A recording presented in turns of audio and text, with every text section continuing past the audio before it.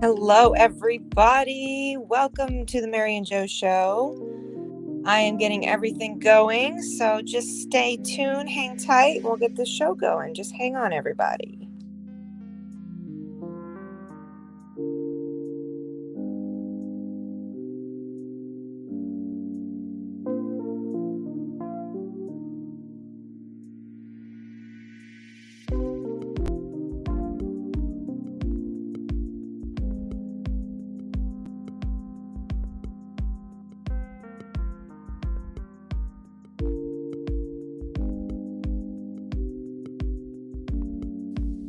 Welcome, everybody. Let's get this music off and get the show started. Hi, everybody. How you all doing, everybody? So tonight I am again on my own. Unfortunately, my lovely co-host, Marie Tarot 504, she is feeling like junk. She got a spider bite. It got infected. The poor thing. Man, she can relate to this conversation we're going to have. Health insurance issues. So tonight we are going to be talking about more of my Rachel Raw Truth fabulousness here, where we go into old content from the Mary and Joe Show, and we go over a new approach to looking at the old content. So my channel's been here for over 12 years. My podcast has been here for about 4 years. And of course, my topics are plenty. So a lot of you guys out there who are listening, you're coming in for different topics, and that's great. Stick around for the ones you like or stick around for all of them. It's up to you. But this is going to be, like, for me, a very hard anxiety night. So let's go ahead and get the podcast started, and I will tell you all the details after. So without further ado, let me get my lovely intro here, because we got to be fancy on the Mary and Joe Show and all. All right, guys, welcome. The Mary and Joe Show. It's exactly what it sounds like. Basically sharing a bit of the canna lifestyle with the coffee talk. You'll hear interviews, reviews on products, a bit of my own personal life experiences, and sharing on YouTube for over 10 years now, being active on the internet with my own chronic illnesses, and many interviews in the future, along with a dose of a normalcy. We are a community around the world, and I bring you this podcast to give you a normal place to enjoy your Mary and your Joe. Welcome, everybody. Thank you all for joining today. Let me throw a little comment and say hello to everybody. My goodness, I'm holding things when I should be typing. Hello, everyone. So today we're going to go and look at some old videos, specifically some old videos. I'm having a hard time deciding, even in this moment, if I play the whole thing or if I just show what I think needs to be shown. I feel like this is the one we should start off with, and maybe we'll go right back to it. I don't know if I'm going to play the whole thing, but for the perspective of it being a positive,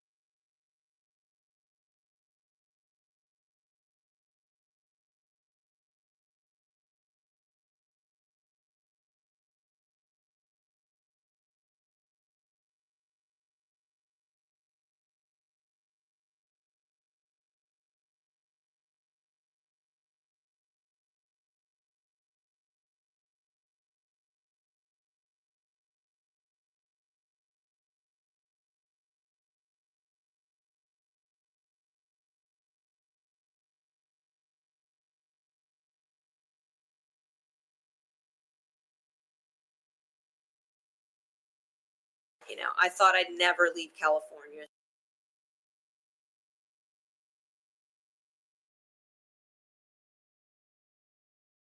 So it's just a really surreal time for me in my life right now, to be struggling, to be living with my ex-boyfriend, to be making all this art, to be living in Louisiana again, to be as sick as I am, to be as tiny as I am, because actually the weight I am right now is what I was when the doctor said we need to put you on cannabis because something's gonna you're not gonna survive if we don't get food in you, and no medications were working. Which is actually very true. I had regular doctors in California who were like, you know what? Have you ever thought of using cannabis? Because we can't help you and you need to eat. If you're not eating and what we're giving you is not working, because all the medications, if you saw the last RachelRawTruth, I went over how I was just like at a loss, and doctors were telling me all these new freaking illnesses that I had, which were not actually diagnosed. So, this is where unfortunately, I must give a disclaimer, stupidly did not know everything. Unfortunately, only knew what I knew. And from the experience I had using cannabis in California at that point for several years, I think about 7 at that point, um, medicinally with a recommendation from a doctor. So I'm pretty sure that's what I'm talking about right here. But keep in mind, from an onlooker standpoint, you may not understand that I've been documenting a long time.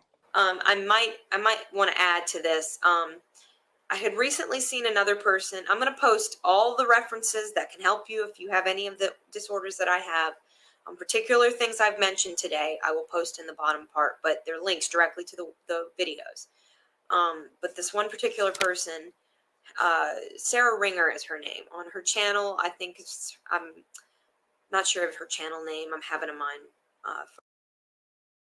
Sarah Ringer is actually a fantastic person. I will click, link with you guys at the bottom of the description for the video. Sarah Ringer has went through several surgeries with Crohn's disease and irritable bowel syndrome and a lot of different.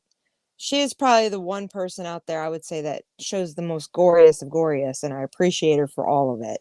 She's also a very big advocate for any of the really GI community, because later down the road I was diagnosed with gastroparesis, which I kind of feel like we might actually be reviewing that video today where I found out about it, so it kind of gets you guys a perspective of how far I've come and all the other things. But it's an old video too, so we'll see. Bear with me.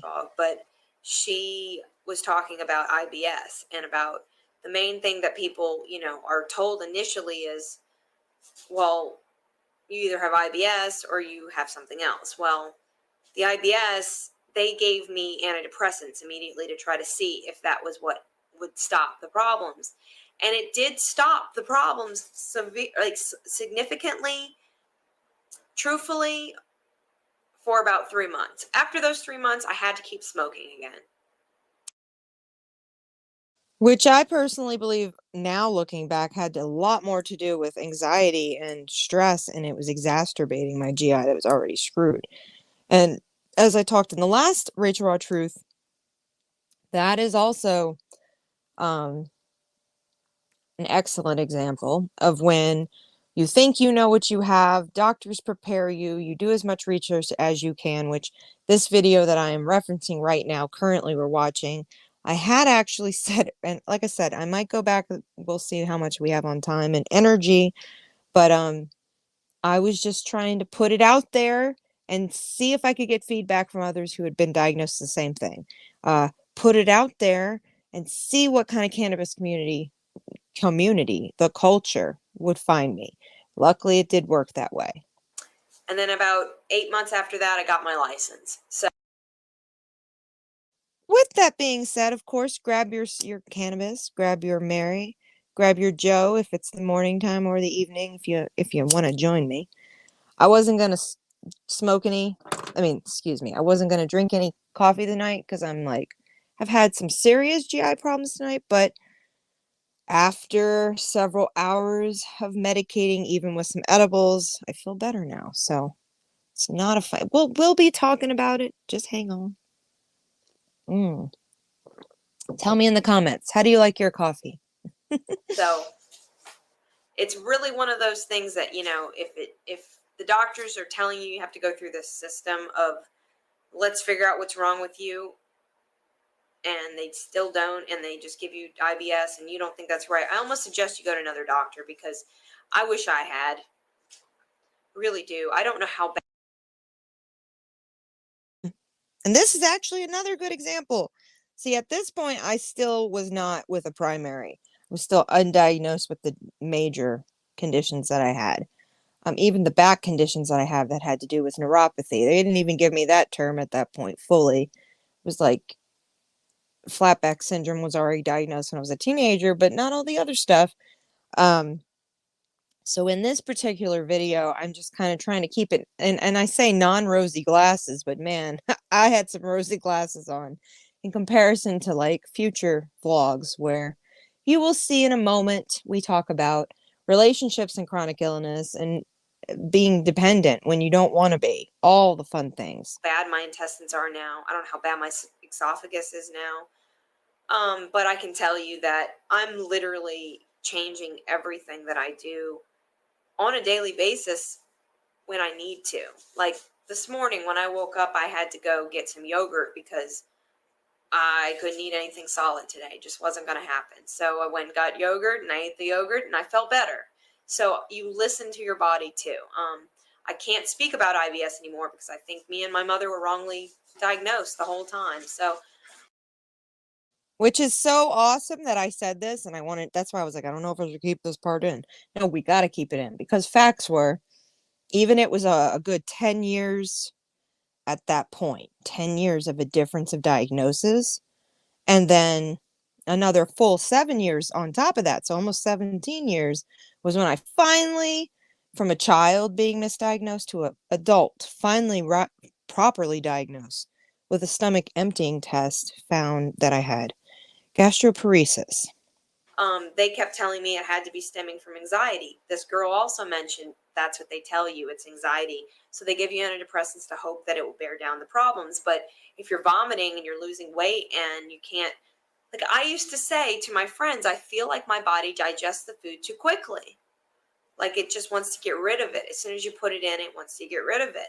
So And it's so great that I noticed this. Hold on. We're going over to hold on, guys.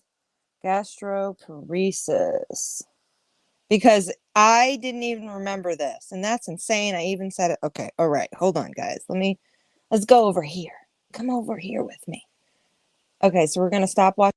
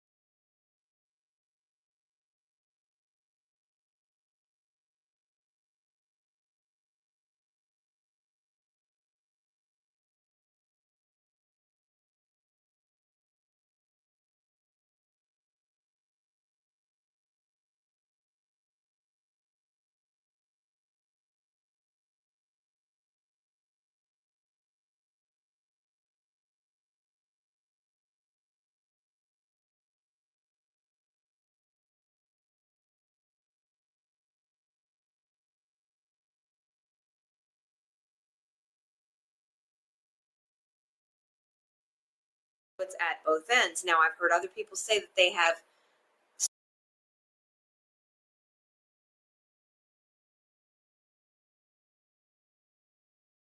so-called have the same problems at both ends, but then later you see their videos and they have Crohn's disease. So it's like everybody's being told the wrong thing if you have IBS, because IBS is like bipolar disorder, just like I said in my last video. They're misdiagnosing us. They're telling us we have one problem when it's probably 5 that have caused that one problem. So it's not just one problem. The anxiety, I can tell you, I think is honestly related to my pain. I believe my anxiety is related to my pain because I've noticed since 2007 that when I am the most agitated and the most hyper is when my back is hurting or my stomach is. But other than that, I'm a calm, easy spoken. From the beginning of this movie, I'm sure I was, or this vlog, I was a lot less agitated. Right now, the center of my back hurts really bad right now.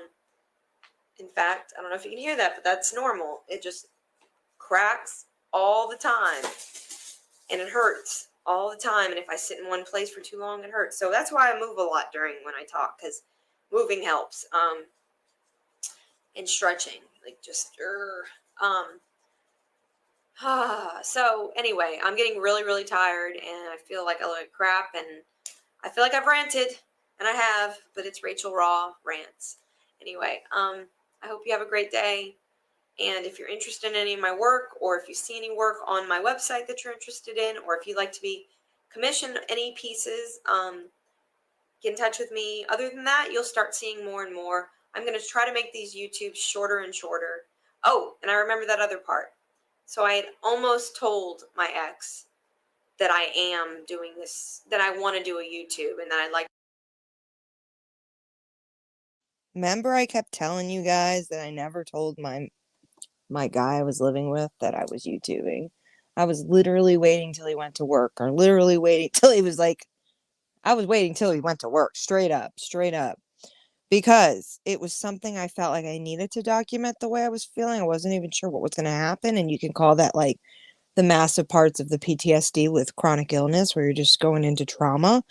But I wanted to feel out if he thought it was a good idea. And it's quite impressive that this is what he said. So let's listen, guys, to a twisted situation. He was so supportive, yet you'll see the next video and we'll know where abuse at its finest looks like.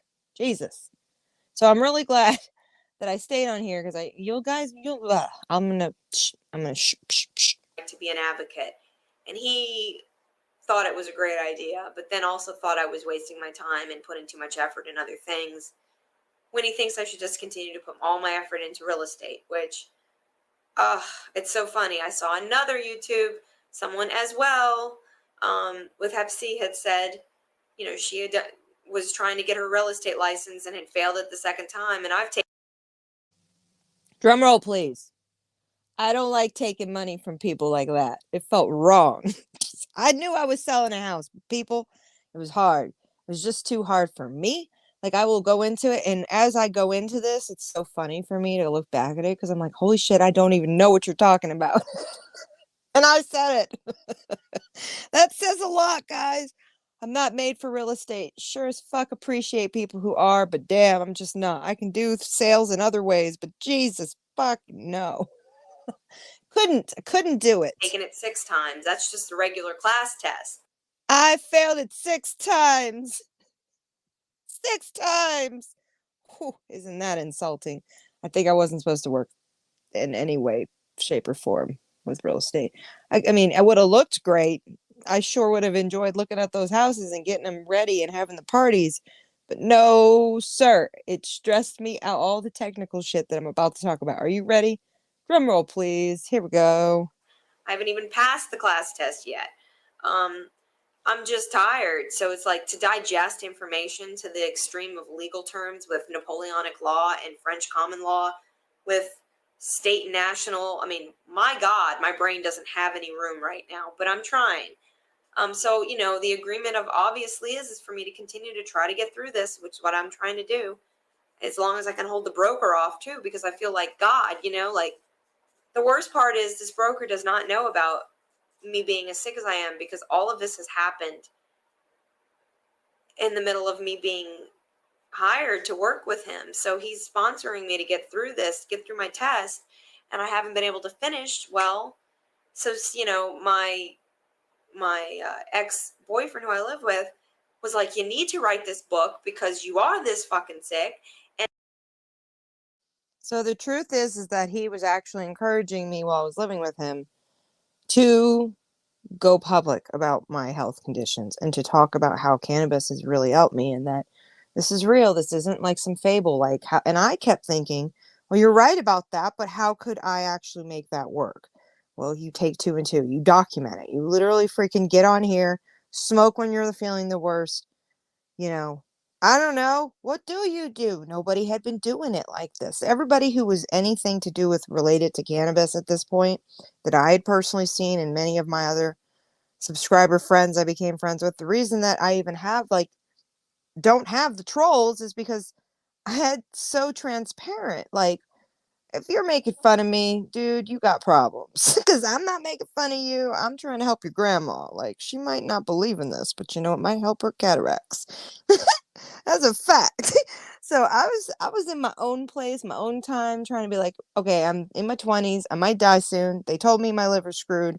Uh, I'm political in some ways. I was dating a hardcore Democrat at this point in a conservative land. It was intense. So I'm pretty sure I talk about that too. Here we go, folks. and these are things people need to know. He's telling me I need to do it, and he's agreeing with me on all of it, which was huge, huge relief. Excuse me. And then he was saying, you need to get involved with the medical community and how screwed up and fucked up they are. And, totally with them. And then I said, I almost feel like I need to be an advocate. Like, I need to actually get myself out there. So I feel confident, because I have no problem standing on a podium talking about the truth. And, it's like weird, because I feel like in my core, cannabis is such a strong feeling for me about what morally prohibition and all the fucked up things that have happened through this time, what we as Remind you, we're still going through prohibition right now. It's like, what is this? The third prohibition? Jesus. This is prohibition, guys. The whole country isn't legal. It's prohibition still. Sorry, it is. Even some states like Florida and other states, I believe even Utah, have smaller percentages with their cannabis. It's not fair. It's not right. I think even, what was it? The state, Illinois? I don't know where I heard it. There's several states. I will do some research on that for you guys, because we need to do a show on it. It's quite alarming. People are paying more money in these states, getting less product, and they're happy because they got anything. I mean, oh my God, it's disturbing. It's fucking disturbing. citizens in this era can do, I feel like a responsibility as a patient. I absolutely do. And everybody else I meet, I feel a responsibility to connect with them, because it's a network of like minds that are going to change the way that this fucking country is ran in regards to cannabis. I believe that. So I believe a responsibility in that.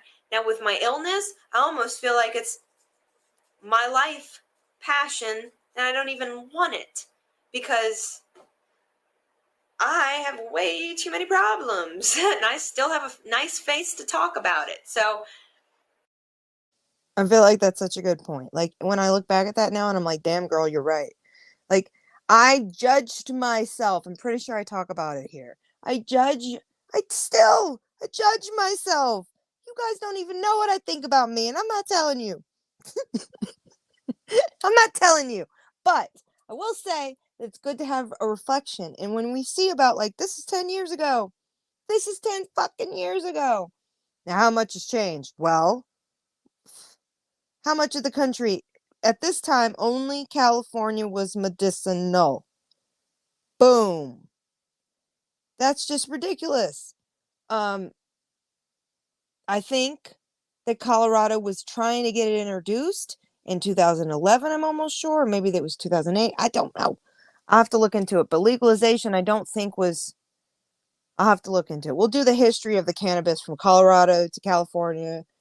We're going to do a whole map of it because it's just too crazy. Like, it definitely was after this period of time that things started rolling. And I knew it. I felt it. As I say in here, I was just so passionate about it. Like, I don't know why, but I know why.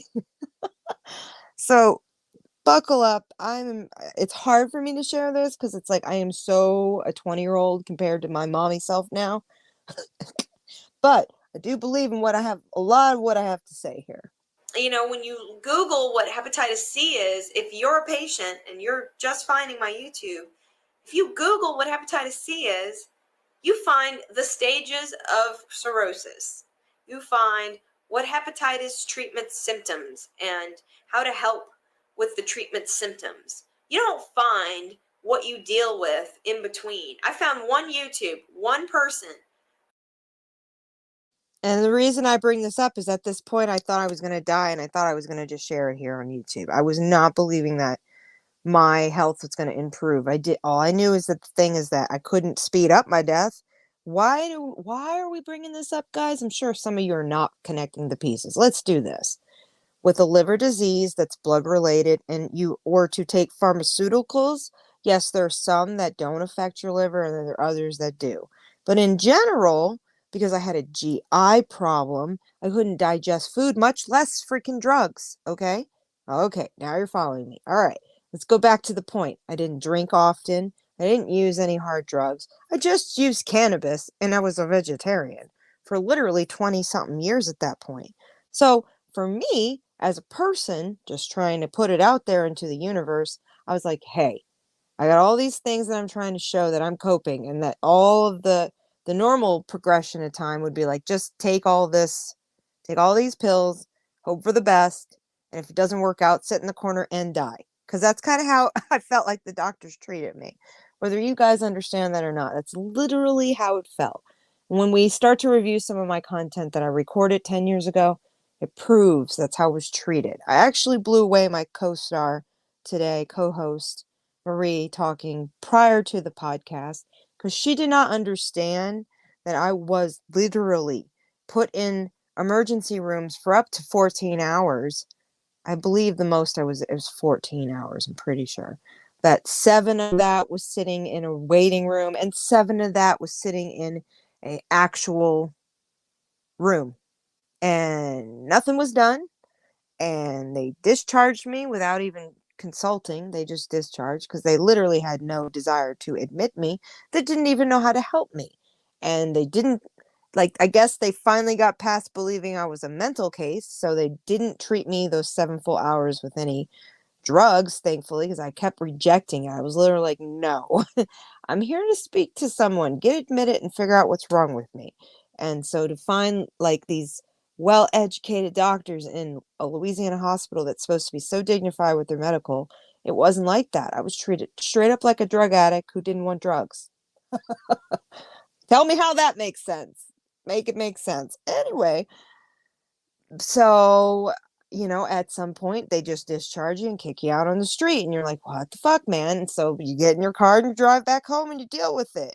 I should have, and I remember there is a video on here somewhere where I'm going to say, I guess I should just not seek help anymore. And that's the problem here. That many people do that. Many people are forced to do that. They don't have the coping skills or maybe the network. The reason that I always had to drive myself, even in the place that I was born, even in the place that my family was, nobody had any idea they couldn't see it. They'd see me throw up. They'd hear I wasn't feeling well, but they couldn't see it. It wasn't a growth on me. It wasn't a gangrene physical object that they could see. I didn't have lupus like red face, So, I was treated as if you're on your own, honey, because we just don't want to be involved. Like, this isn't something I want to see you suffer. But I know you're suffering, but I'm not sure. And at one point, I even asked my family member, drove to her house and said, you're driving me to a mental hospital and checking me in. And they denied me. They said, you're not insane, honey. You need some sleep. You need to seek some doctors. Hell, if, whatever works for you, get out of here, pretty much. That, So when I look back at this and I see the passion in the moment that I just described within this video we're going to continue to watch, I felt a bigger purpose to be here. I knew it wouldn't make sense to all of you listeners, but I understood the documenting of it was what was important. And in time, I would piece it together and it would make sense. Nor did I ever know in most of these videos at this time that I was going to be a parent. And at the earlier parts of this video, I talk a lot about that. So that's kind of why I kind of want to stray from that right now, as I really want to fine-tooth comb it. Because there's nothing that I said negative, but it's hard when you think your life's going to go one way. I mean, it's pretty insane. So let's keep watching, because this really does break it down for the next video we're going to view. Her name was Petra something. I'm going to put it at the bottom. This woman's incredible. She has actually put words out there about the truth. The other thing I feel this huge divine pulling is I'm going to end up traveling very soon, and I know this sounds crazy, but I have this pulling to Canada or to British Columbia, and the only reason I'm saying that, this is so weird. I hope Lorna Morrison's watching, because I don't think I met her then. I'm almost positive I met my little Lorna Morrison, my little Winnipeg. If you guys don't know who I'm talking about, check out the previous podcast. I'll put it below. We did a little semi-interview with my friend I met through this journey of being active about my cannabis use and my chronic illness. And I felt these weird pullings that I would record on here, which you guys will see in future content, me even talking about Colorado. I almost think that in the next video I'm going to share, I'm almost positive that I mentioned Colorado. If not, we'll find out. But this is one of the parts where it was like I was spiritual and I was starting to kind of open myself. Many of you guys who are listening either understand it or don't. And you don't have to subscribe to my ideas, but I would like you to subscribe to my channel, okay? But come open-minded to the ideas, let's put it like that. But yeah, at this point and in this video, I'm pretty sure I talk about spirituality pretty in depth and just having knowings and all that other stuff. And in the next video we're going to watch, there'll be some disclaimers I'll provide referencing feeling projections. And if you guys know what that is, where I was in such a hostile relationship with my ex, I was feeling him say things, and I will reference it. What really did happen. There is a like-mind community out there that's more than I realized. And there is also quite a bit of activism going on with cannabis and with hepatitis C. Oh shit, is that where I need to move? I don't know. So I'm giving it to God, giving it to the universe. All of this is given to the universe. I am going to do my best to try to combat the symptoms, because I'm sure I'm going to be wiped out tomorrow. I pulled weeds today, which was stupid, but I had taken my medicine. I felt great, and I thought, well, I've got a second of energy. Let me go kill all the weeds, which ended up making me put some bamboo in my house and all kinds of stuff. But anyway, I just appreciate everybody who's been really supportive and starting to sponsor, not sponsors, wrong word, subscribe. And, I hope through these YouTubes I can bring some relief or some comfort in some way and educate. And if you would like to reach me, just find my email address on the main page. If you want to share any of my videos, I would ask that you please don't link me. Don't put my name. Just please link me. Please put my name. That was old news. I don't even know why I did that. Don't listen to that. Don't listen to that part. put the YouTube. Go ahead and post it somewhere else. But I am probably going to do a very big sweep of my Facebook very soon. Delete, because I can't live in a denial of not being able to post my thoughts and post these Facebooks, post these YouTubes to my Facebook, because I think if anything, it will weed through the people in my life, the short time I may have, who knows, that are going to be realistic in my life. So my grandfather himself told me he thinks I need to do this. This is my calling, possibly, to help people with hepatitis C and irritable bowel syndrome and spinal fusions, scoliosis, parents that have died, abuse, sexual abuse, all kinds of abuse. I've been either in the trenches of it or a witness to the bears of it. So, and that's just a tipping point. I don't really know, where all this is going to go, and I'm okay with that, but I can't say it enough that I want to connect with whoever finds me and feels some kind of pulling. Connect with me. Leave a freaking comment. I'm kind of disturbed by not too many comments. I think I've gotten 2 out of my several videos, and I am going to try to make these videos shorter. I said that in my last, but I think that there's just so much to say right now, so you guys can get a feel of what's really going on and who I am as a person. I know I have a funny accent. I've been realizing this, and I really hope I don't sound retarded, but it's just, I think out loud. I always have. So anyway, have a great night, and yeah, have a good one. Bye. I don't know why I said that. That was rude to myself and everybody else. I apologize. I really don't like that part. Okay, so we're going to get out of this video for a second because I'm pretty sure. Now, this is really hard to watch, and I actually cried a little bit earlier. Don't know if I'm going to play complete at the beginning. I might move forward. I'm pretty sure I have it where I shouldn't. There's only one part where I actually freaking tried to say someone's name. Like, why would I do that? I don't even know. Don't know why I did it. I don't know why.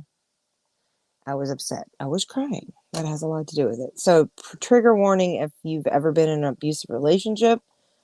A very good example of what exactly was going on. And it's hard for me when I look back at this, is I'm like, dude, like, advice to self. Okay, get out. If it ever feels draining, get the fuck out. I don't care if it's long distance and it's draining. Get out, get out, get out, and run. Run, Forrest, run. Seriously. So, for me in this circumstance and time, I really was like, I say it in many ways, but I don't completely say it. So let's just say it now. I was snowballed. I thought that this person loved me. I fell in love with this person and then fell in love with Munchausen and then didn't know how to get out. And then when I could get out, I was fucked with so much mentally. Thank God I can say me and him have made up. We are friends. We are acquaintances nowadays. And I wish him nothing but the best because I'm not a resentful or evil person in that way. But where he was in life, you will hear a lot of it. Where I was in life, boy, will you hear it. I never want to be in this ever again. I will never, ever, ever, ever, ever, ever, ever allow myself or encourage anyone to stay in a relationship where you're chronically ill and this is how people make you feel. First off, I was told to quit my job and to get a job that made a certain bracket of money. That certain bracket of money made me go and apply and try to get a job as a real estate agent because I could very much, I could meet his requirement of income. With that alone should have been my effing red flag. I was also isolated from friends. I was told, don't hang out with those people. I don't like that person. I was told to stop wearing makeup. I was told you look stupid with that on. What are you trying? All the things. I was also told at that time in that relationship on a regular basis, which I allude to, I believe here, maybe not. I believe I did. Yes, I did. This is the one where there's lots of trigger warnings, people. That, which let me just put this in quite context. Every day before my ex would leave, for weeks this went on, maybe like 3 weeks. It was consistent. I mean, weeks. So every day for 3 weeks this went on, where he would point blank say, I wish you would just unlive yourself in the shower and just yourself with a something. And I never even asked to, like, put that in the environment. That was told to me while I was laying in the bathtub one day, and he passed by and said it, and then he kept saying it, and then he kept saying it and saying it and saying it. Very ridiculous. So if somebody, and this is trigger warning, I'm going to say it in the full context, but if someone were to say, please just hang yourself before I come home so that I can be done with you, that would be really great. Have a good day. That's what was normal. So this was one of those, I'm so tired of being here. And how am I doing this? And why am I doing this? And what made me decide to get into this relationship when I found out in this fight we had gotten into what he really felt? So it's hard to watch, but it is absolutely necessary for it to be on my channel because I've referenced this video and this fight and the reason I started my channel. From this whole video so far, you guys are getting a nice little bite of it. It wasn't to hurt anybody, it was to process it. Abuse is a very difficult thing when you don't know how the cookie crumbles. You don't even know if that person really does love you or if you're really doing something wrong. Like, should you really fix yourself? Or now is your brain so fucked up that you're like, okay, he loves me because he tells me he doesn't want me to leave, but he tells me to leave every day. So it's like that. So this video is called Non-Rosy Glasses. Just because I'm sick, I'm not worthy of love. Hold on. I'm not worthy of love or respect. Raw Truth 101. Just because I'm sick, I'm not worthy of love or respect as a human. I didn't ask to leave the rest of my life behind. I'm trying to guarantee myself a life. Topic: dealing with illness and lack of love and respect. This is a powerful video. I would suggest if you are one of those people that need something like a dab right now, I would take it because I don't need it. All right, I'm gonna mute myself. There are probably things I say in this video I don't completely believe with anymore. And at the about 7 something mark, we are going to be moving it forward. So just prepare for impact for security reasons, that is. Hi everybody. I'm actually doing this video because I'm like so in a dark place right now. I swear it's like a roller coaster in my house. As you can see, I'm freezing right now. It's really, really cold. What I'm wanting to talk about is relationships with family members or with mates or people in general who just don't understand that just because they don't see that you're sick, that you really are sick. I have a really bad problem with hiding what's wrong with me. To the people that I know would care.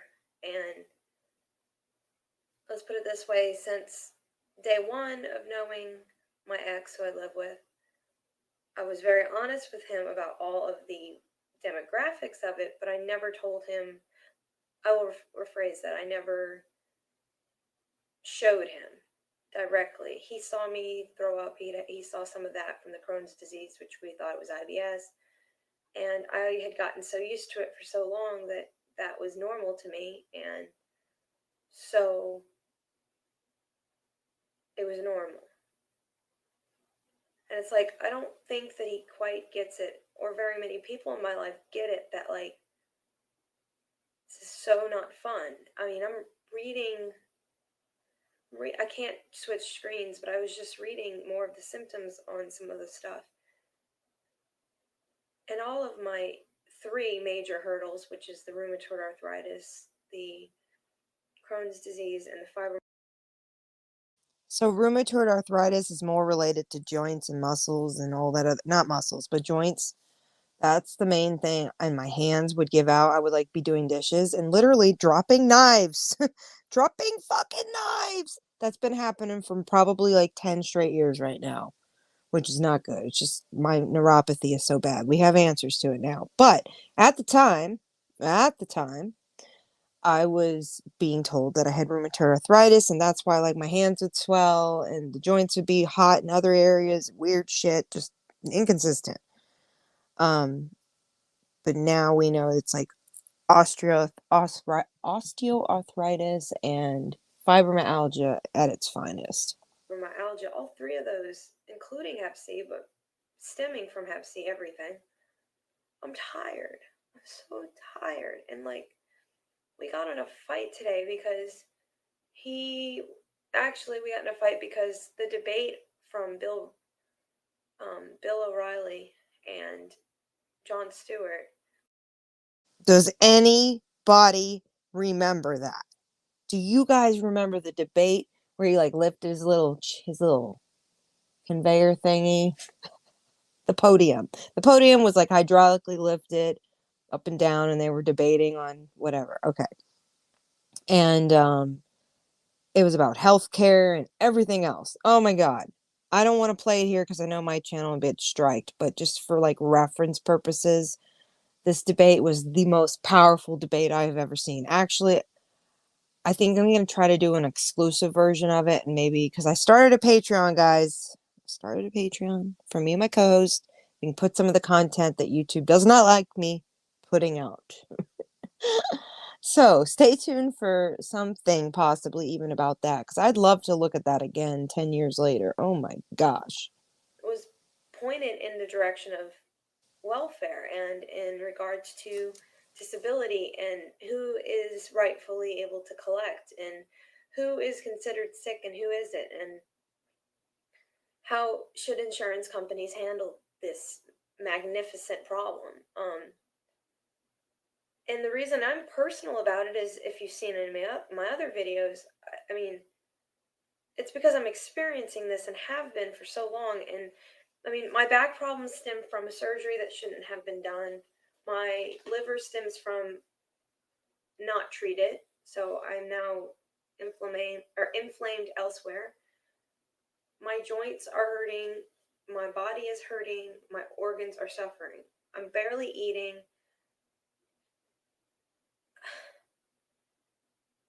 I literally look in the mirror and see bones and skin. And I can honestly say to you, I'm scared. Really scared. And I think we should pause there for obvious reasons.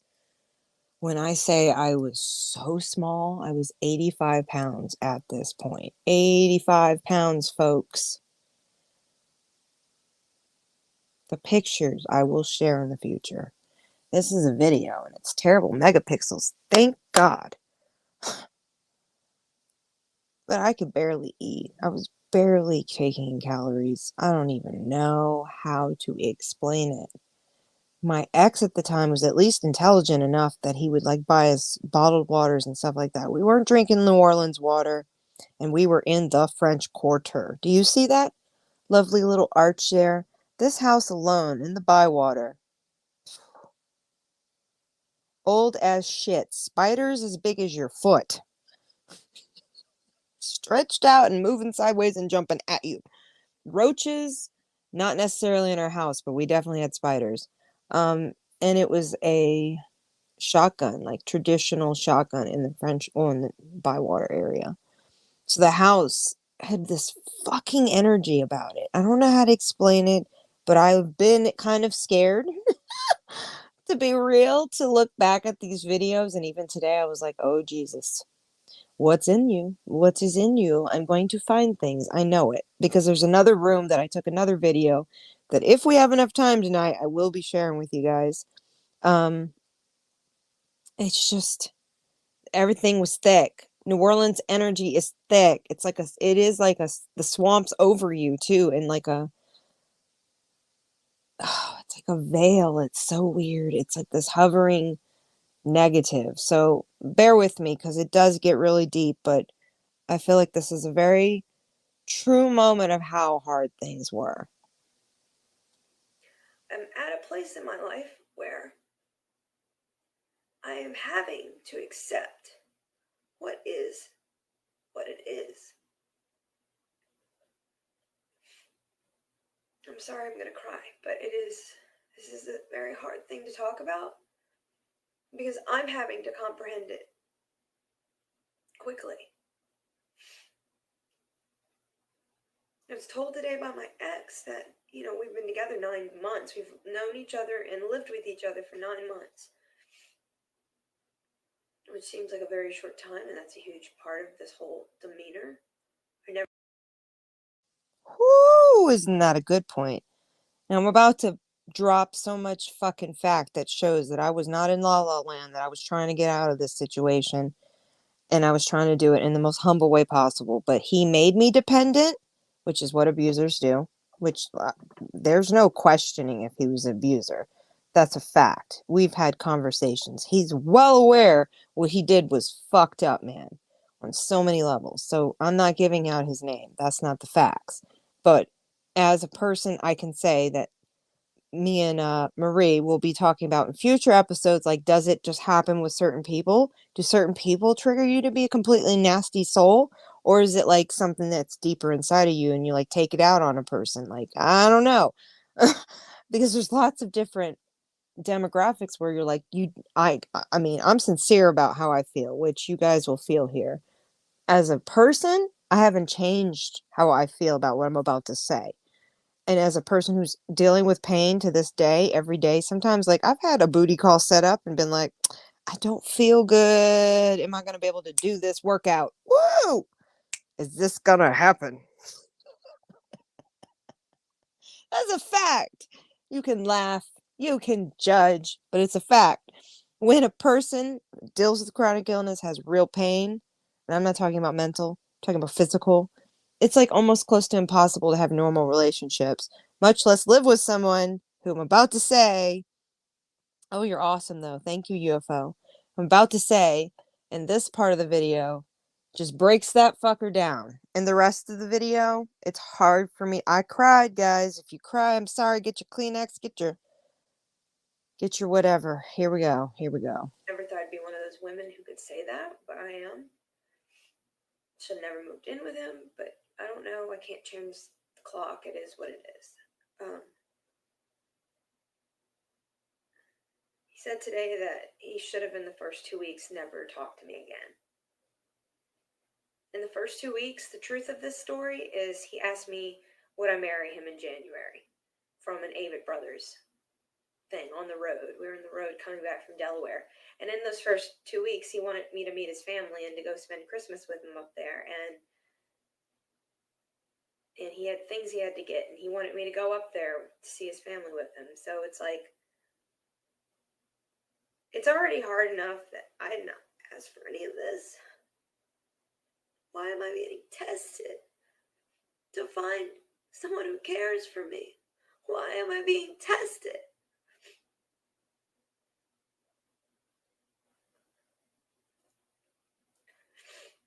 He was saying he wanted me out by the 1st, and that's not going to happen. I know it, unless some miracle happens with disability. I finally wrote the broker today. So my dreams of having alternative income possibly may be gone. But morally, I need to do what I need to do, because I can't live like this anymore. Pretending that I feel better than I do when I don't. And I see all these people online who are being treated for the diseases that I have, and I'm not even sure if I can be treated for it. Or... Whoo, I'm already crying. Hang on, guys. I got to plug my computer in, but I have a very good point to add to this. The reason that I say that I'm not even sure if I could be treated for this is that I had a liver disease, so that there were certain things that they could treat me with, but other things they could not. Because I had a GI problem, I'd already dealt with doctors before who were like, we don't think we can help you because you're dealing with this and this and this, and they complicate this and this and this problem. And so unless you don't have these and these and these problems, maybe we can help you with those and those and those problems. No fucking kidding. So, sorry, it's loud. I'm moving things. We're moving things. Cover your ears. Turn your radio down. Hang on a second. I'm going to mute you. I'll be right back, guys.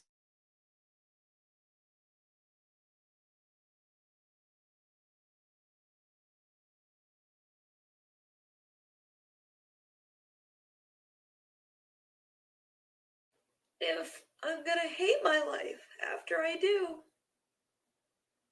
And I don't want to live with anyone else because, meaning I'd rather live alone because I feel this bad and look this bad. And it's like, if you tune into my channel, it's because you feel my pain or know something that I'm talking about. And so have some interest. But if you're living with me, you can't avoid this. And I think I'm like feeding him words now because he's using things I've said to him against me now. It's almost like I said something yesterday I shouldn't have said, but it's how I feel. It's really how I feel. Hang tight, everybody. I have to move. I need like 2 more inches, and then this computer's good. Hang on 1 second, everybody.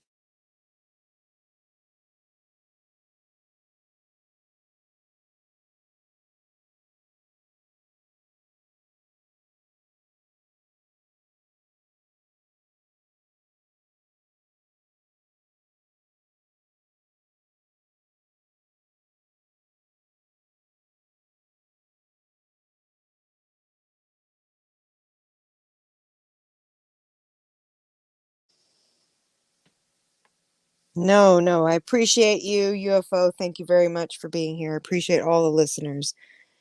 Yeah, I mean, this is a hard one for me to say that it's not.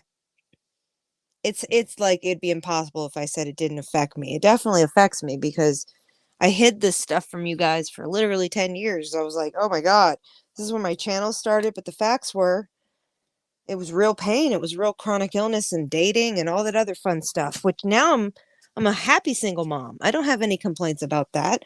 Straight up, I get shit done without having to ask anyone. And I get this shit done. My kid has a great Christmas. Everything's good. But life still is difficult with the pain. Life still is hard with the lessons. And because this was abuse, there's just no way to say it wasn't. When I explain a little bit more here, yeah, this was abuse. This is real surefire abuse. I've never gotten in a relationship like this ever, and don't think I could ever again. And I almost feel like sorry for him because he came back to me and was like, I'm very, very sorry.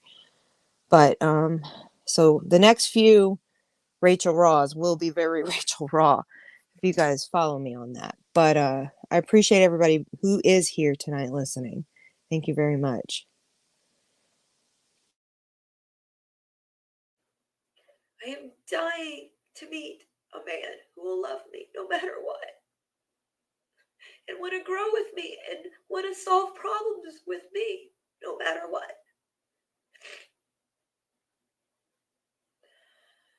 My ex's theory on men I should get to know are the pizza guys at the window to get a pizza. He thinks I should flirt with pizza people so he'll get a discount on his pizza because he's paying for it. He actually said that the other day. I heard on the radio this morning that California obviously repealed the marijuana situation. They repealed the ban on all the LA dispensaries, and all the dispensaries that have been closed down. And so that's good.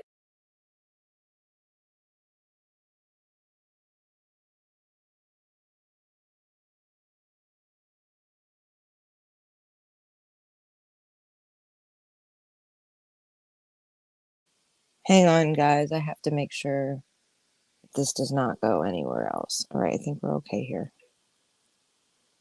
Because I told him I had heard on the radio that they're trying to put, I think it was California, I'm 99.9% sure, they're trying to implement doctor assisted euthanasia. I can't even say it.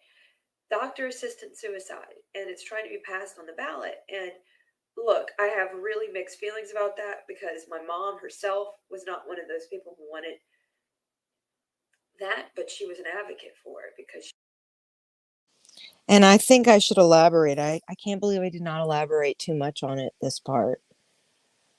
My mother had breast cancer for 9 years, and it was 100 and some odd, 175, 175 radiation treatments, I think, and 4 bounds of chemo, and cancer spread everywhere. And I mean, I got my license to drive early just to make sure she'd get to her radiation treatment. So for facts to be facts, that like my mother did park her car on a railroad track one time and hoped that the train would hit it because she thought she was a burden to me and my brother, being as sick as she was. And so it was really one of those things where she ended up going to mental institution for about 3 months. And me as a child, I had to go to a foster care for a few months too, which was a fucking reality check, because what better conversation but to bring up that health insurance not being there for the mental health side of someone dealing with cancer, insurance not covering what it needed, or professionals not having the compassion at the time in the 90s to understand how cannabis was helping my mom eat with her cancer treatments and all the things. So I really do remember her speaking quite proud about safe access and assistant end of life choices. And for it being that she wanted other people who were struggling way, way, way more than her, because she was struggling, but she wanted those people to have a voice. And so at least we knew that when we moved to California, when I was like 15, for a few months we were in California, she knew she was going to finally have compassion for her cannabis use she had been hiding all the time. She, from not her own fault, had gotten cancer and suffered with liver disease. So that's where I must elaborate on, because it's just so, I mean, it's so amazing. 10 years ago, and now, what, isn't it Oregon does it? I don't know where else. If you guys know in the chat, please let me know. She understood it. So by default, I guess you could say I have my own opinions about it, but I feel like either way, I don't really want to be part of that decision. And I was sharing it with him only because I'm going, you don't know what is going on in California politics wise. It's crazy. And they're trying to implement the death penalty again or enforce it further and lower some of the penalties so they get rid of some of the people in the jails who have lower offenses. And that's realistic and that's PG. And then I had mentioned to him all of this. And he said, correction on my speech there. I heard it earlier and it annoyed me. And if I was me back then, I would have been like, what did I just say? Not PG. It's not PG. It's PC. Politically correct. That makes sense, I guess. People think it's population control. No, it's horrible. It's just, I have so many opinions on the jails and the systems and the way that things are done. I have so many opinions. It's just aggravating.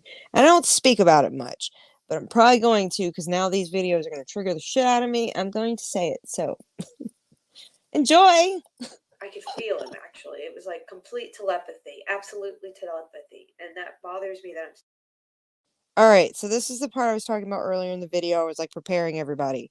So at a point in time, he would just stare at me. We would have those kind of angered moments. And like later he would say the things to me. So it's fucking ridiculous that I didn't say it the right way, but this is what he had said to me. I knew he had said it to me because he just looking at me from the moment that we were very close. It could have been a great marriage if he wasn't abusive. I would have married him.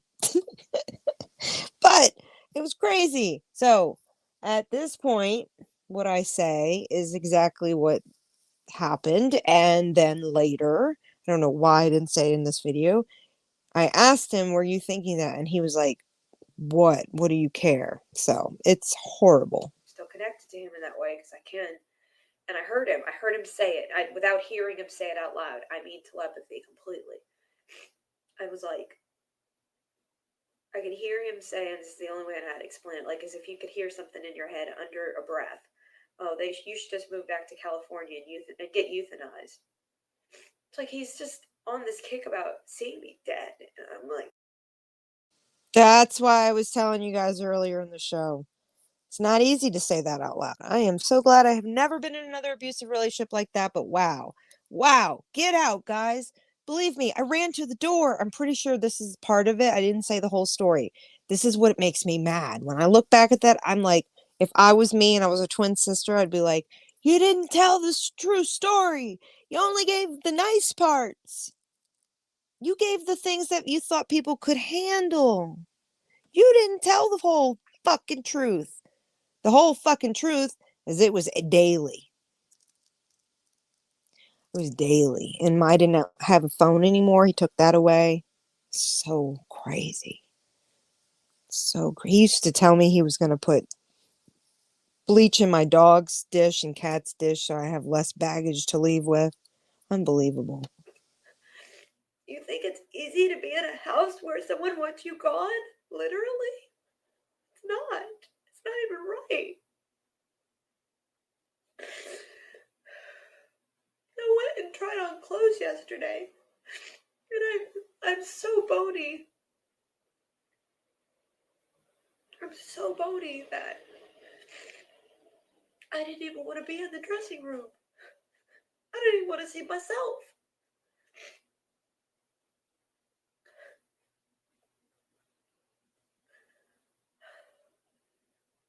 I just don't like feeling completely incapable of feeling love and compassion. I'm not a bad person. I'm a sick person. I do not use anybody. I've said that to him. I feel like I have to use him to have a place over my head, because if I don't, I'm in my car. And I've not even ever thought I'd ever say that out of my mouth. I have a cat and a dog that's completely covered in fleas and barely any money. And I explained to him that as soon as I have money, I'm bringing my dog to a vet and plopping her on the table to say, please, please give me medication for her, because I can't afford a visit. It breaks my heart and I'm crying right now because the saddest part was I went to the local SPCA that were in Louisiana and they told me we are a fee-based fucking organization. I couldn't believe it. I was like, is that really? I don't even want to do my research. I don't even want to care. Holy fuck. And I literally was using collars and all that. And see, in New Orleans, there's tons and tons and tons of stray cats in the alleys and everywhere. They live in the bushes and the abandoned houses since Katrina. And at that time, this is only a few years, maybe, I don't know, 7 or 8, let me think. 8 years? It's 2011. Katrina was 5. It's less than that. 7 years? I don't even know. I think 7 years. But it had only been a few years, and so there were even still houses that weren't completely redone. There were still houses that weren't completely sold, the lots. So the thing was condemned and sitting there, right? Boarded up. Katrina spray paint and everything. So cats were like reproducing upon reproducing. And there weren't enough organizations, I feel, in New Orleans, even though I'd say that people would argue that's not true. Then tell me why there's so many cats. Anyway, there were so many fleas. You could have a house with fleas and didn't even have a cat because the cat lived underneath your house. Yes, they crawl through the floors. It was horrible. It was horrible. Oh, my poor little dog. I was like, this is not what I fucking signed up for, you know? Oh, that's what I'm saying. I will never live like this ever again. Will never subject myself or my child, meaning my pets back in the day. I wasn't a mom yet. Would never. Fuck, I can handle it way better on my own than fucking depending on someone who's so negative. That's ridiculous. So I think about all of those things, and he thinks about killing me. Like, what? I don't understand it. I do now. Oh yeah, yeah, yeah, yeah. It was pretty. I'm itching. You guys can't see me, but I'm scratching myself. Okay, so, but when I was just talking about this, like, it was so hostile. Like, when I mean, I would never stay in anything like that ever again. I was so miserable and so, I mean, like literally if I accidentally had gotten hit by something, I would have been real pleased. Real fucking pleased in life. It was horrible. All he's concerned about right now is bringing people over and having fun at this place. Yet the pillow he sleeps on and the couch he sleeps on, which he chose to sleep on, which I never kicked him out of my bed, he never was consistently sleeping with me. And that is his own manipulation because he made excuses the entire relationship. We were together living in another place for 4 months. So why would we move into another place if he didn't want to be around me? I was working a job, I was making decent money, and he had 2 cents to add to that. I feel completely sabotaged by this. He literally said to me today, just get out, just get out. So I started grabbing my suitcase and filling my clothes and not knowing what I was going to do next. And his demeanor changed again to, I'm not asking you to leave today. I don't know what I said right there because it blurs, but let's be freaking real. What happened was is I started to pack and I was doing it thoroughly and taking anything I could quickly to get out, to just get out. I had a car, it had gas, it wasn't great bearings, but I was like, we're going. Taking the cats, we're just going. Cat, dog, we're going. And he stood at the fucking door, hands out. Now, he wasn't a small guy, so he was strong, and he stood at the door and he would not let me leave. And that's when I was sure I'm in an abusive relationship. I cannot leave this house. I'm a prisoner. I don't have a phone. I don't have a steady income. I am actually being abused. I'm that fucking woman. Oh my God. That was it. So this is probably the night that I like did this video and I was like watching back and I was like, oh my fucking God. It's not a little bit, it's a whole lot. It's a whole lot more than I wanted. It's terrible. I can't live this way, God. I just want everything to be okay, to a stable environment that is just me. If anybody's been in an abusive relationship, I know you guys know that feeling. I just want it to stop. Like, I just want whatever's fucking up to stop. The yelling. It could be cheating. Whatever. That fucking thing in a relationship. Holy fuck. I can't express enough, and I hope you guys can feel it a few seconds ago where I was like, I don't know what to do. Like, in so many fucking words, I don't know what to do. I would have been real okay. This is how women get hurt, guys. Would have been perfectly fine if he choked me out. I was so far removed from knowing how to get away. I didn't have a single family member who was interested in being involved or any real friends because he pushed them out. I didn't have a phone number to call anyone. Period. I was like literally only able to get online, and I would post things on Facebook, but be real careful because he told me verbatim, don't unfollow me, don't play the game. I want to see what you're posting. That just was such sickness. So there's an earlier video in my last Rachel Raw Truth. I know this is triggering to some of you guys. It's hard for me to say it. But in the last video, I said that, Facebook's not the best thing anymore. And it really had made me realize, like, Facebook, it's not the best thing anymore, guys. Like, some people use it to just fucking stalk you. It's terrible. So that's part of, like, what I needed to share, just to keep you guys a little insight. My dog and cat, and I'm okay. I don't like crying. And in fact, I'll tell you guys right now that I was planning to go to a women's battered shelter. After I remember very clearly now that when we're talking about this stuff. I haven't talked about it for 10 years. I haven't talked about it to anybody. Marie Tarot 504, she will review this, but she never saw this.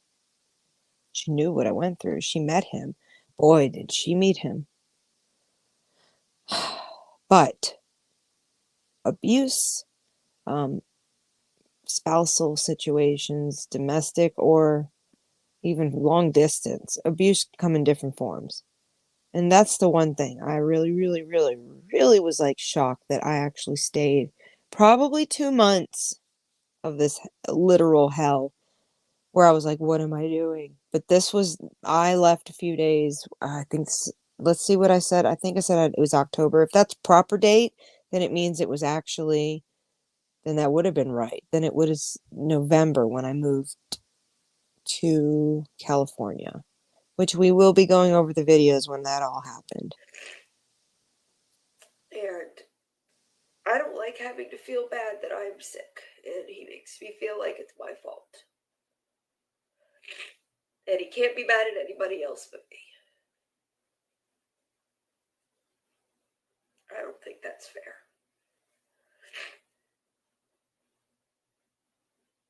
I don't think it's fair at all. But what choice do I have? Yeah, hardcore. I know. I know, I know, I know. I know, guys. I had no choices. This is what I was talking about. This is how women get hurt. When a man can't keep his anger or projecting, I mean, what had happened in his life was he was dealing with a lot of family issues. And he had been divorced before. There was never any of that kind of stuff. But for me, I was like trying to support him. He was a business owner. He was doing great things. I seriously, to this day, love seeing that he's gotten to where he is. I have no hard feelings. I'm not like that. I'm very fucking some of the worst people in my life. I'm like, fuck, I hope you're doing well. I mean it. But yeah, this was not.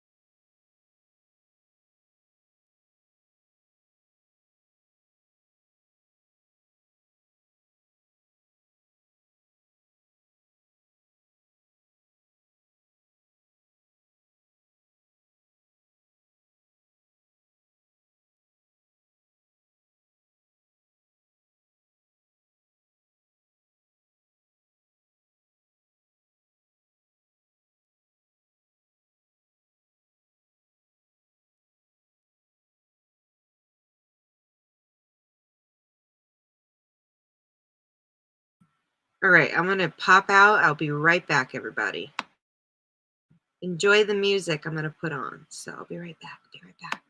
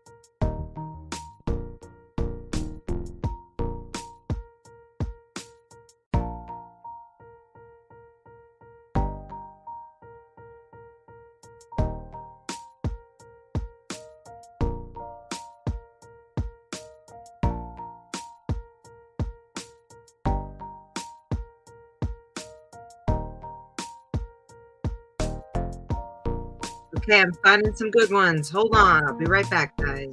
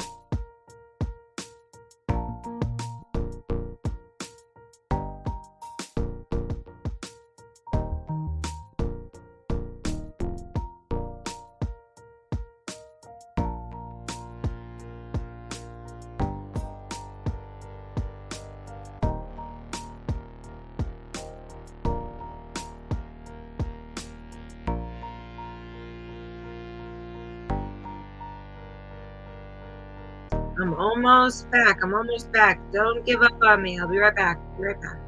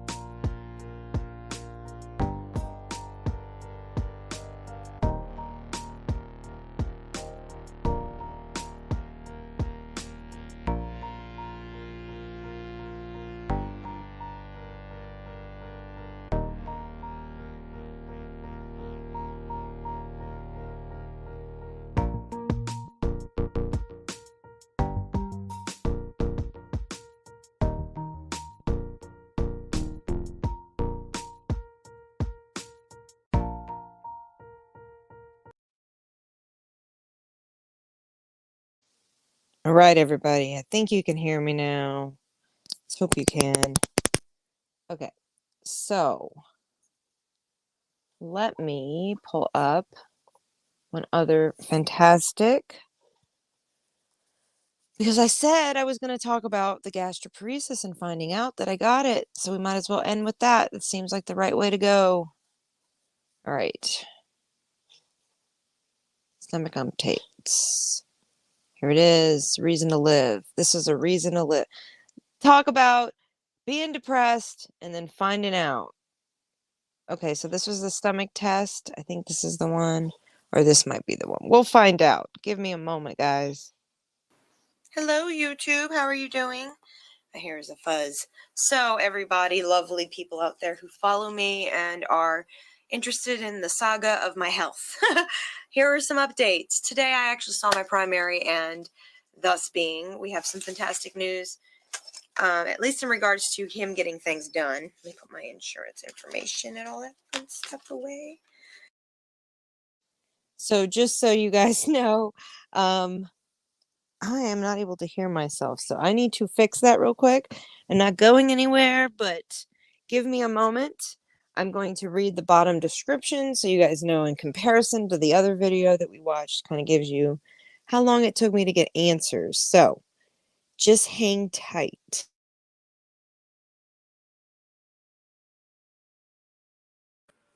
Okay, so let's get this fun stuff going. We bring you back. Let me know if there's any issues with the sound, guys. This is a public video. It will stay a public video because I think it's a damn good video for anybody who's searching for answers to gastroparesis. Like I said, I was misdiagnosed for such a damn long time. It was affecting my relationships. It's affecting my job. So much shit. So much damn shit. So here we go. It is July 7th, 2014, which that other one, it took me 2 years after that video. Two more grueling years. Technically 3, because 2011 is when I was doing it. Okay. Let's see here. Reason to live, primary doctor, health, gastroparesis, HCV, GI pain, updates, token talk vlog. So you guys know I've been doing this thing for a long ass time. Okay. I don't know if I want to read all that. We don't need all that. All the old shit's here, so I need to update that. All of it. Okay. So let's get back to the content here. And like I said, I don't know what I said. I haven't reviewed this in a long time, but this is the true holy fuck moment where like this is really life is interesting. Life is interesting.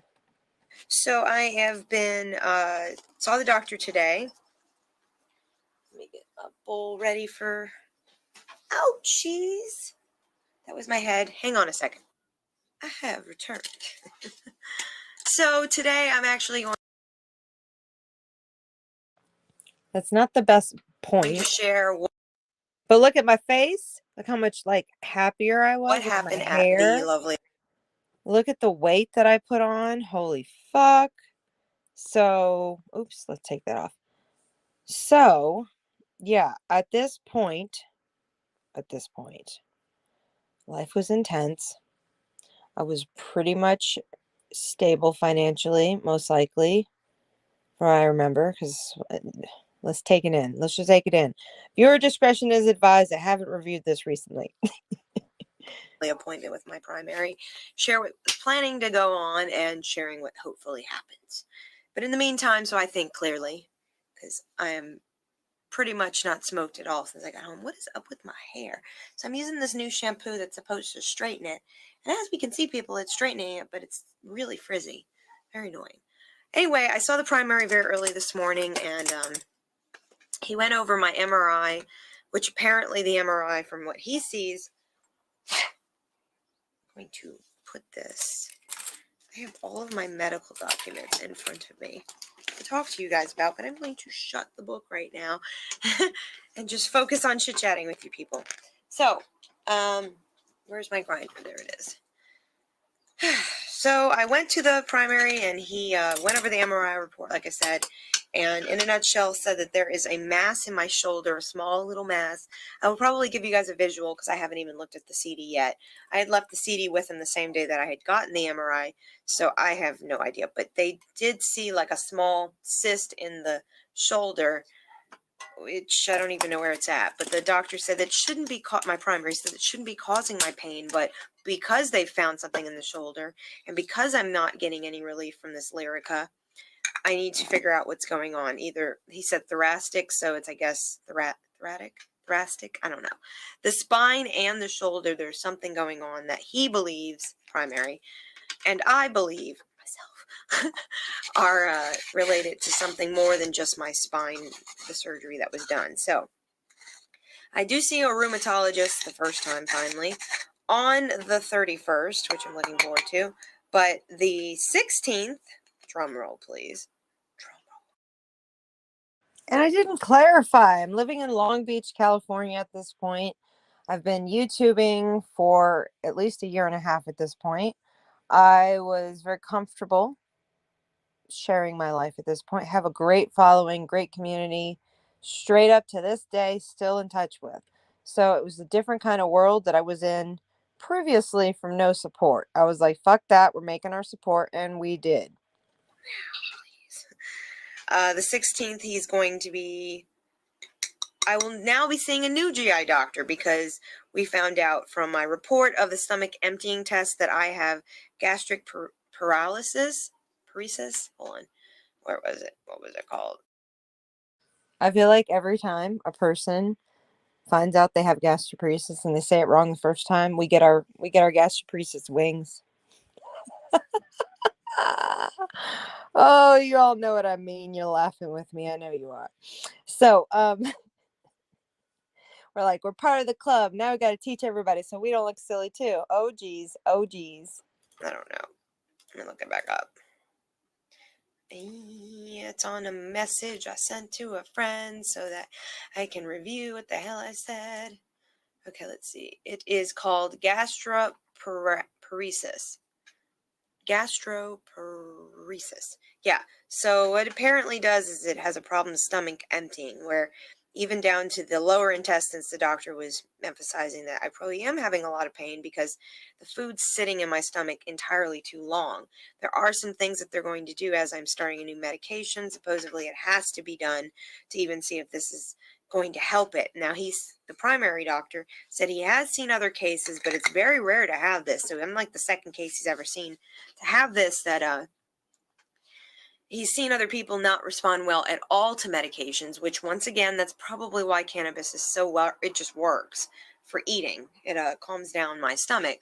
Now, this medication that I'm going to be put on for the stomach is supposed to actually make it become more active, meaning the stomach will release food out a lot more. It kind of makes the muscles contract, your abdominal.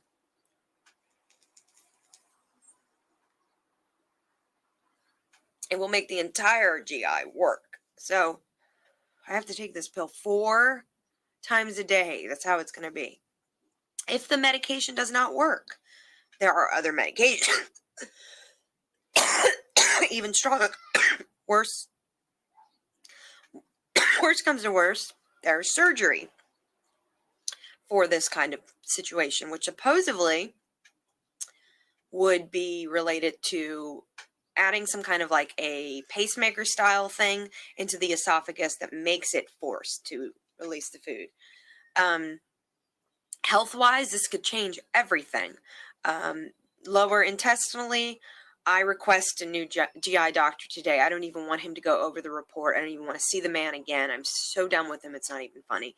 If someone doesn't respond to making an appointment when the very doctor asks the patient to make an appointment, and then the patient can't seem to get an appointment, there's something wrong. So I'm really Actually, no, there isn't. That's Long Beach, California, and Los Angeles, California.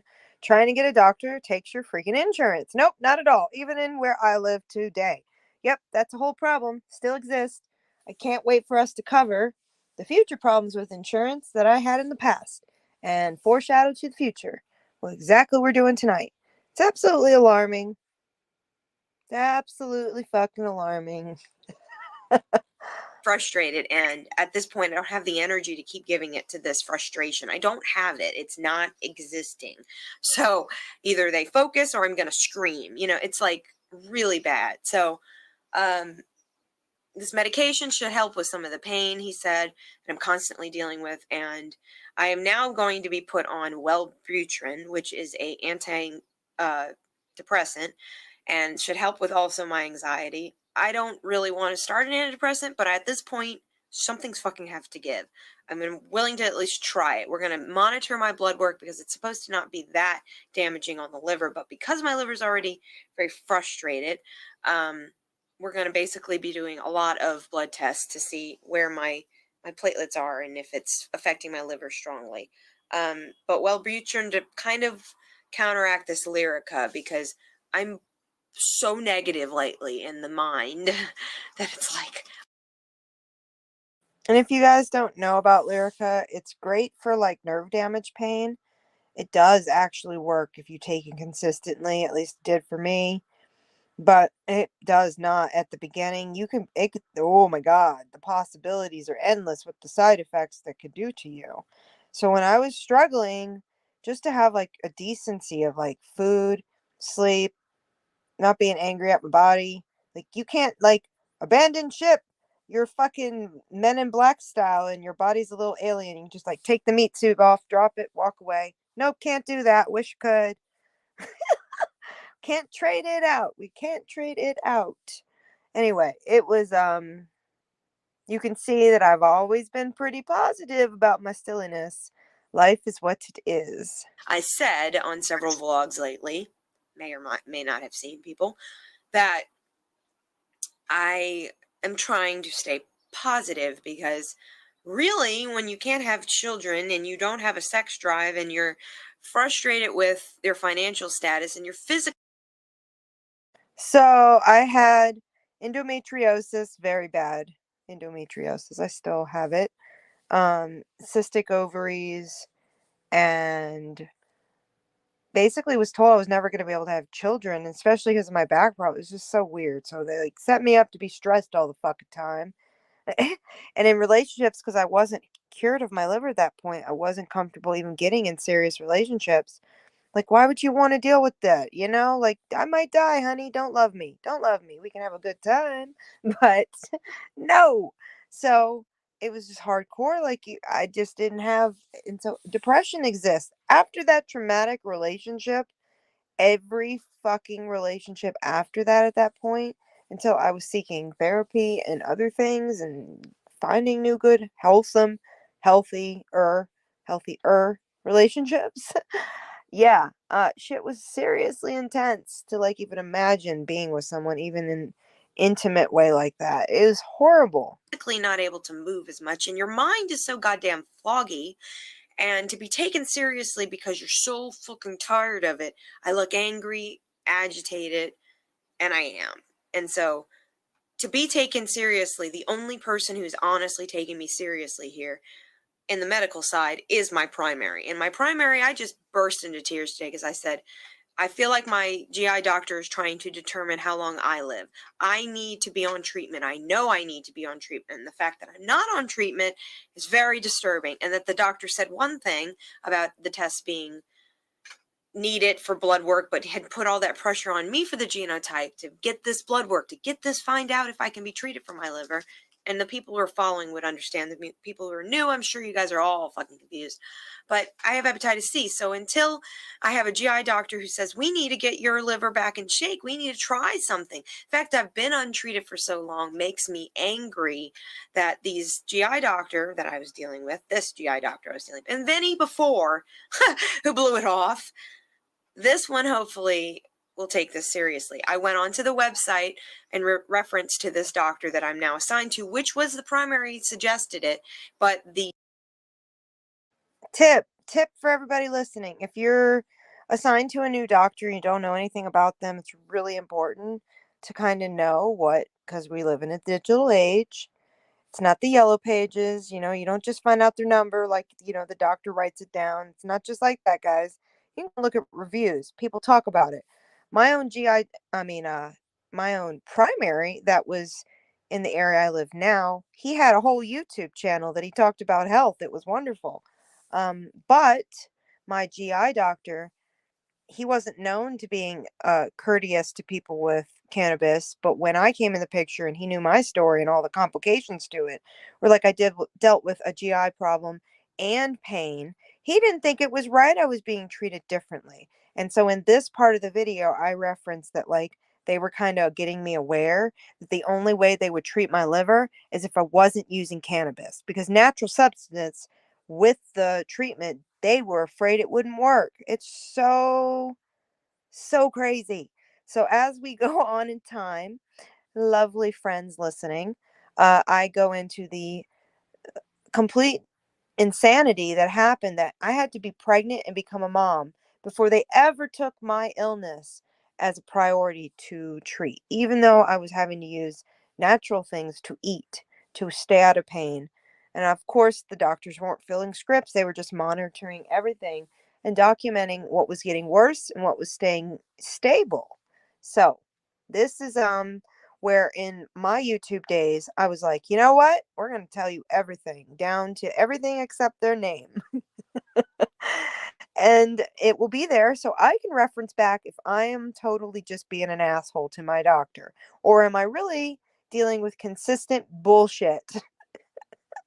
So, you know, people tell you, like, I don't know, you go to a nutritionist, you got an issue with your stomach, right?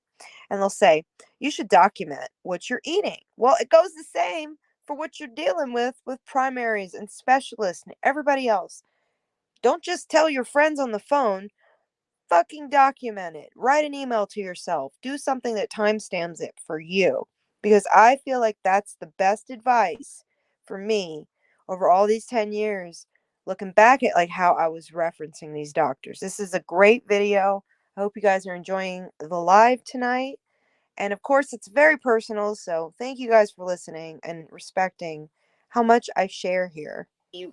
Receptionist, we're just going to call her A. A is amazing. A is the best nurse in the whole freaking world. I can't even say that enough. I mean it. She is doing her job. She's in the right profession. She didn't want me to even leave the office until she 100% felt confident about the doctor. So I go and I look online. Hold on a second. I go and I look online and I look up the report on this doctor, and he's like well received. First off, he is a specialist in the regards of hepatitis, and hopefully with the stomach side of things, he'll be really swift, because when I called, they were really open about getting me in quickly, and they're like, well, how soon would you like to come in? I was like, well, because there's 4 or 5 different doctors in this network, so my doctor's assigned to me, but for him to be able to talk to other doctors, my lovely Aunt Rhonda, had suggested, why don't I find a group? And many other people out there have given me a lot of suggestions about, if I have so many digestion and GI problems, I probably need a doctor who can say, hey, should we be doing this in correlation, and to be able to communicate with other doctors, not just being one doctor who's set in his ways and refuses to treat his patients. He all treats them the same. I'm going to be writing a very bad review for my GI doctor because he deserves it, point blank.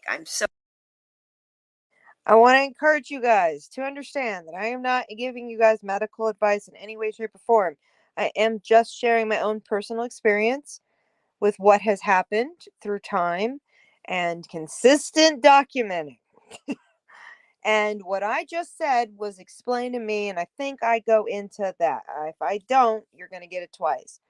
If you have a feeling your doctor's not taking your problems seriously, I'm not asking you to go and search for the answers that you want. I'm saying if you don't have a doctor who takes your problems seriously, that they need to be actually in some way, shape, or form in resolution, then yes, get a different doctor and write a fucking review, because those reviews matter. It doesn't mean that you're being a negative Karen on the internet about some medical professional or specialist. No, no, no, no. Your experience matters just like mine and everybody else's. And when it comes to healthcare, this is what drives these lovely insurance companies giving us these doctors in our providers network. Do not encourage their bad behavior in whatever fucking field they're in to make that be the reason you go back. Please, please, because you're going to screw me up and my grandchildren. All right. I mean it. I mean, people sometimes get jaded in their careers and they start to feel like they're like, there's a big problem with that with doctors where they're godlike, where they're like, I just don't care. You're on my time. Now you're not. Get out. There are serious problems with the bedside manner of specialists out there. And GI doctors take the fucking cake. I've had many doctors, pain management doctors, other doctors who've been like, oh, you don't even know how many times I hear this. Yep, GI doctors, they're like, we just want to study all your shit. We don't want to talk to you. You got feelings? I'm not in the business of feelings. So angry with like the 4 fucking months that have went by that once again, who knows what the hell is going on in their brain? You know, like, why would somebody who is obviously this sick just be left on the back burner? So the fact that I have now a diagnosis that came from not even the GI doctor, once again, the primary, figured out why I am so nauseous, most likely. Gastroparesis, I will put it somewhere in this video down below. Let me read you guys something. It says, so I'm sure I'm going to go into this, but I might as well bring it so you're not confused, anybody out there. So my primary doctor knew my GI doctor at this personal time, at this in the 2014 year, knew that I wasn't getting any results from the tests that most GI doctors can request.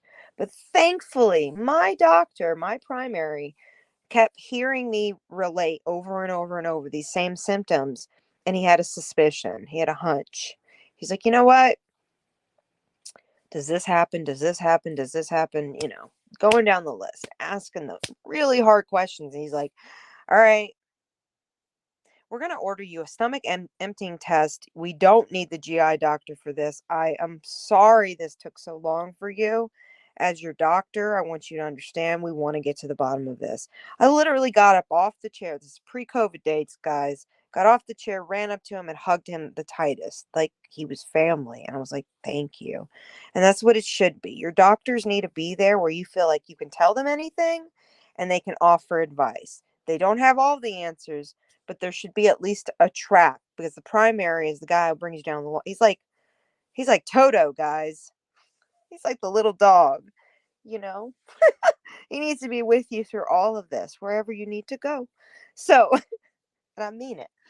But I say it in a funny way because it's a scary world out there. I didn't have anybody teaching me this shit. This is the reason that I was like, oh my God, what can I share about my situations with, as being a cannabis user and someone who is dealing with all these undiagnosed things. I still have other problems in this day and age in 2022, but I sure as hell don't freak out anymore. I've been practicing speaking up for myself in the medical industry. Means paralysis of the muscles of the stomach. Gastroparesis results in delayed emptying of food from the stomach into the small intestines, which basically this test, when he broke it down for me, that the damage that's in my stomach that the scope found, the light that went in my stomach and found this other places, the biopsy report, I haven't even gotten that. Quite literally, he's so incompetent. It's been over a week and I haven't even gotten that report. So they don't know what the biopsy, I don't even have a response to the genotype or my biopsy, which are quite important. So I already have, when I leveled it out to the primary, and I'm like, look, I'm really at the end of my rope. Like, I feel like I come back and I'm worse every time. I feel like I get more and more medications written, but I'm worse every time.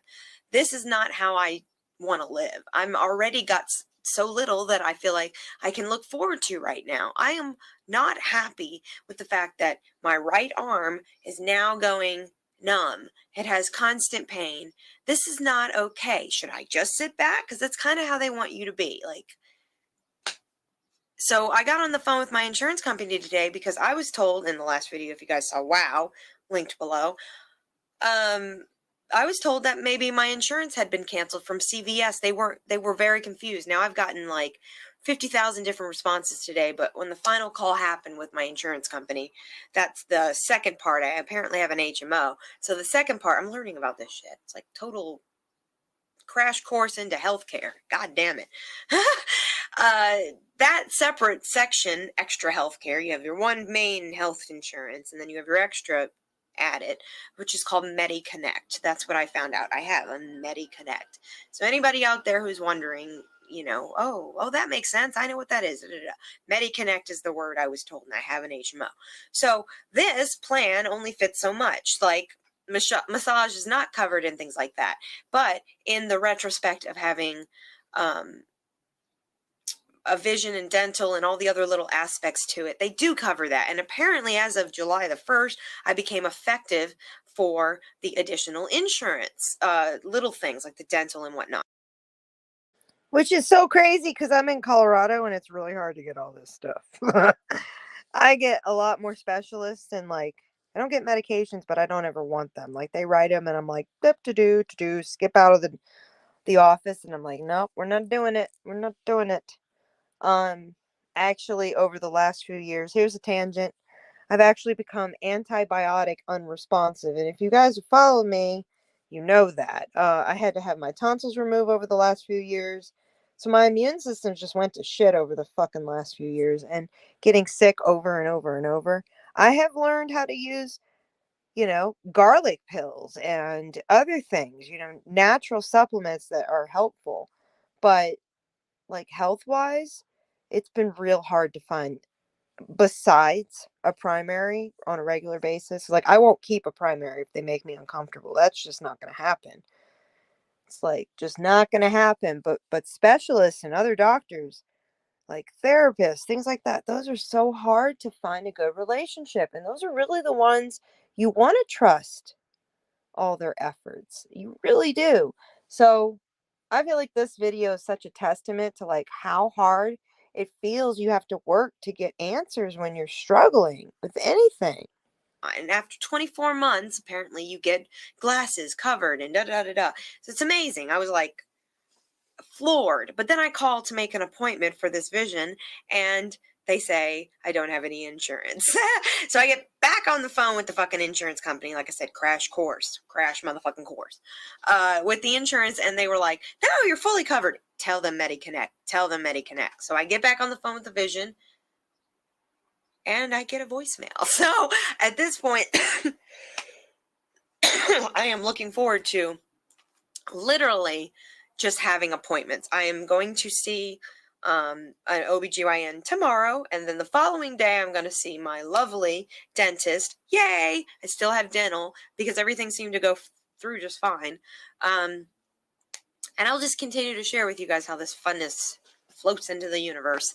But I'm really looking forward to maybe having an orthopedic doctor again, because the primary believes that because the shoulder, as I said, the little tiny mass they found, he said it's like smaller than a millimeter, but it could be causing pain. We don't know. And my hip pain and all of this has to be seen by an orthopedic doctor, a surgeon potentially. So I did find one myself. The one they sent me to, or the primary had wanted to send me to, was a complete idiot, at least the nurse. I can't deal with that. So I need to play the other video for you guys. I feel like we're not getting the shock factor I need. Let me go and see. We are still going to play this, but I am going to cue that other video up that I just referenced. We may stop this for a second and then go back, because hang on, everybody. I'm going to keep playing it for a second, but we're going to switch on over to the update one, because I remember that day I was silent so many times. I was just so freaking shocked that it was literally what it was. Hold on, we'll go back to that. We'll go back.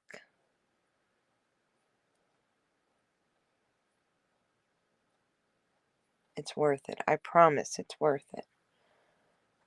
It's just that reality of when you don't have answers and you're like, holy shit, is this for real?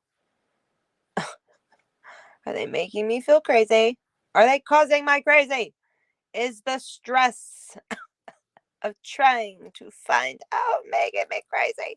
Okay, here we go. This is the one. Let's bring this one up. hello, YouTube. Let me turn this up so it's all working. Much You may better hear some color. YouTube silliness be going on in the background and Facebook pop-ups because I just got home from the hospital. I have some things to talk about. I'm very nauseous, very much still. I'm actually radioactive still. Hang on, 1 second.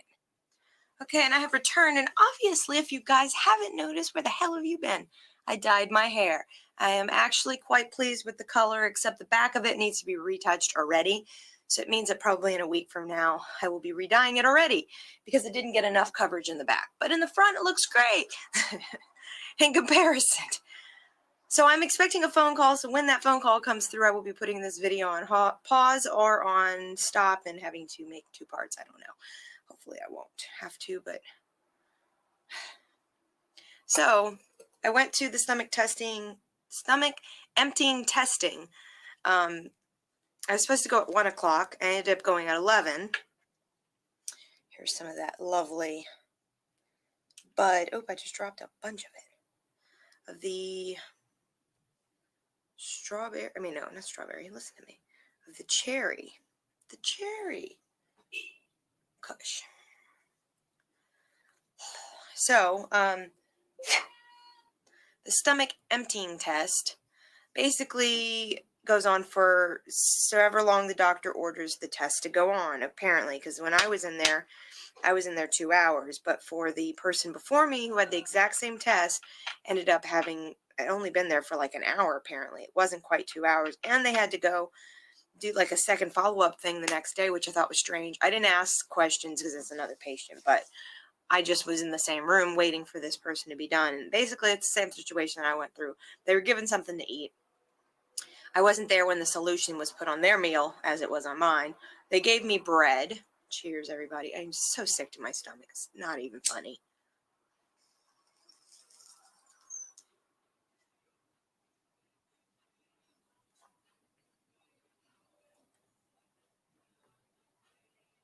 So,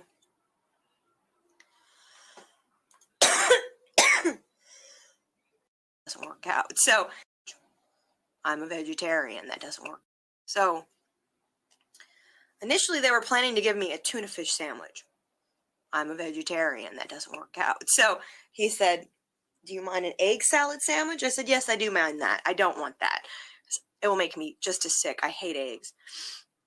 I will eat them if they are mixed in something where I can't taste it and my stomach's not overpowered by the animal protein. I guess that's what it is. I don't really know. But,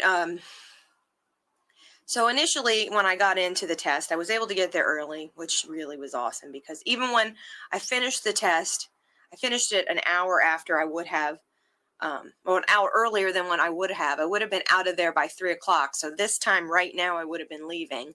But because I went early, I was able to get a lot of it out of the way time-wise. So I go in, I wait, and initially, like I said, they ask you what kind of food, basically, can you handle this? Are you going to eat this? Da-da-da-da. Can you have juice? Can you, what kind of bread do you want? That kind of thing. And I literally was like, just white bread and water is fine. So they gave me apple juice and white bread with this syringed radioactive clear solution that was on top of the bread. And he cut it into little squares, and the guy was a complete jackass, but that has nothing to do with it. The actual doctor was fantastic, but the tech was an asshole. Like, literally, we had it out a few times because he kept saying weird shit like, well, maybe it's in your head. Quite literally. That's not his. I hate it when techs, nurses, people who are like seeing you, they're like literally like, so, why are you here today? And you're like, who are you? And then they're like, you don't, ask that, but you're thinking that, right, right, right. And then the tech is like, so here you go. And they're just asking things while you're chewing, just to be like condescending. There's nowhere else to put it. Anyway, I was like completely uncomfortable. He's like, why don't you eat meat? Maybe it's in your head. Da da da da. I was like, oh my geez. Well, why are you here? I throw up. Oh, well, maybe it's in your head. I'm like, who is this guy? Who brought this guy into the Truman Show moment? What the fuck? I'm throwing up. You want to? We can't trade bodies, dude. Can't trade bodies. Place to say, first off, I've been through a plethora of tests this month, and nobody in their right mind goes through a plethora of tests unless they actually have something wrong, which I do. So I was really irritated by him, and I was like, I know that you think you're helping me, but that is actually not helping me. Because he's like, well, maybe we'll find nothing. Maybe you'll be fine. And I'm like, not even stressed about the test. I just wanted the test. So he kind of like induced all this anxiety initially where I was just annoyed with the guy. And then the doctor took over, thank God. And because they were feeding the tech, the guy I was annoyed with was feeding me the bread and giving me, oh, my phone call's coming through. Hang on a second. Well, this video is going to be continued in a moment. I have to go get my prescription. My insurance is fucking up, apparently. I only have half my insurance all of a sudden, so wonderful. So I'm going to have to go deal with that right now, but I will be back. So stay tuned for the rest of this vlog. Wait, you know what? Fuck it all. Fuck it. Effing all. They said 15 minutes, so I'm just screw it. We're going to finish this in the next 15 minutes. I'll make it 20 minutes. But I don't know what the hell's going on with my insurance. It's so weird. Like, I just got a phone call from the insurance company, not from my friend. Anyway, to add on to all the stress I'm already dealing with. So, and I just had a procedure this morning. So what the hell is my insurance company not paying for it? But luckily it went through the other insurance. It's drama. Anyway, so back to the moment. Who's triggered? Who's triggered? I'm triggered. I'm still dealing with that bullshit. What is it? Why are we playing this in America, please? Can we stop it? Can we just figure it all out? Can we just figure it all? I don't even care what you plan to do. Just figure it out so we don't have to suffer. I don't know what else to say on that. I've been saying this forever. I'm telling you, this shit creates the mental illness. Right here. Holy crap. Yeah. That's some hardcore fucking truth there, bitches. We're all like, God, who is doing what? And who's asleep at the wheel? And who's spilling the chemicals? Something's not right here. This is about healthcare, guys. Treat us like fucking people. So they gave me the bread. I was sitting in the machine for quite a while, and probably about 45, almost 50 minutes. It was like 48 minutes when I looked on the little screen, because they have this like screen above you where it shows you where the radioactive food that you're digesting is going in your system. Well, quite literally, immediately, at the 45-minute point, the doctor came over and said, "How are you feeling?" I said, I'm actually hurting quite a bit. I had dozed off a little bit between the first minute to the 45 minutes, but at that 45, almost 50-minute mark, I was in a lot of pain, like a lot of esophagus pain. Speaking of which,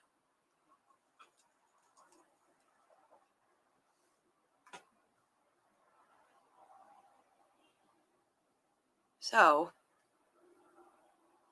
unfortunately, I was just kind of trying to grit and bear it and deal with it, and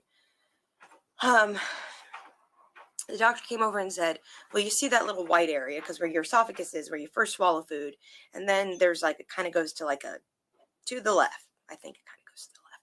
Anyway, it just kind of goes down like, shoop, and then your stomach's there, okay? Well, for some reason, it wouldn't get past the point, meaning like it wouldn't completely, the lower esophagus, I don't know what that part of the stomach is, but it wouldn't release into the rest of the GI tract, let's put it that way. So your first, where it all kind of stores in your esophagus, it wasn't going into the actual stomach as quick. It was taking 2 hours to get even 50%. No, he said 20% digestion, which is ridiculous. So it means that my food is taking freakishly long to digest, which would make sense why this is making it actually possible for me to eat, and why I never have an appetite, and why I'm always nauseous. I was nauseous before the procedure. I was nauseous after. I was in a lot of pain during the initial chewing and swallowing, and you people have to understand, I love food. I like eating. I have no problem with being fat. If I end up being fat, fuck it. But this is seriously painful to eat. It has been painful to eat pretty much continually, nonstop daily struggle since 2007. Nonstop, like for sure. And that was pretty much when I started changing my habits and trying to figure out what I could do to try to help myself eat, because I went through a whole year in 2006 of doing everything over the counter and trying to just figure out what the hell to do. And at that point, I went black market and started smoking, and it worked. I finally could eat again. I finally could have some sanity again. So I don't know if it's my esophagus freaking out, because that's what the doctor even mentioned. Maybe my esophagus is, and he did say esophagus. It's exactly the words he said, esophagus. So yes, he said maybe it's not opening big enough for the food to come out, and maybe that's part of my problem. He couldn't give me any specifics. He couldn't even diagnose what the situation was. But what scares me is that, number one, let's think of all this stuff, okay? Because I had another 5 minutes, almost. It was an hour, total other hour, to think about what the hell this could mean, and all of the realizations of it. If my esophagus is not letting food go through, which would make my nutrition is not to what it should be, meaning that's why I'm getting sick so often. It would make sense if the food's sitting in the top of my esophagus, just sitting there for hours. That would make sense why my digestive tract's always screwed up in the lower intestines. The food's got to actually give me some nutrition, and if it's sitting there just gargling, I'm wondering, I don't know, and for some of you who can't handle information like this, you're on the wrong freaking blog. But it's crazy. It actually could make a lot of fucking sense. If they found damage at the bottom of the stomach so far, it's supposedly what me and my friend Wendy could fathom from my report. She can look at legal documents a little bit easier and medical documents a little bit easier than I can, but she was reading it and it making perfect sense to where the doctors were pinpointing on the biopsy and all this. So yeah, like take that shit in from what you saw earlier where it's like the pain's incredible. I don't know how to eat. It's been literally like weeks.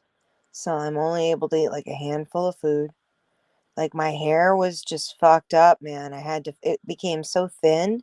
That's why I had to cut it back in New Orleans.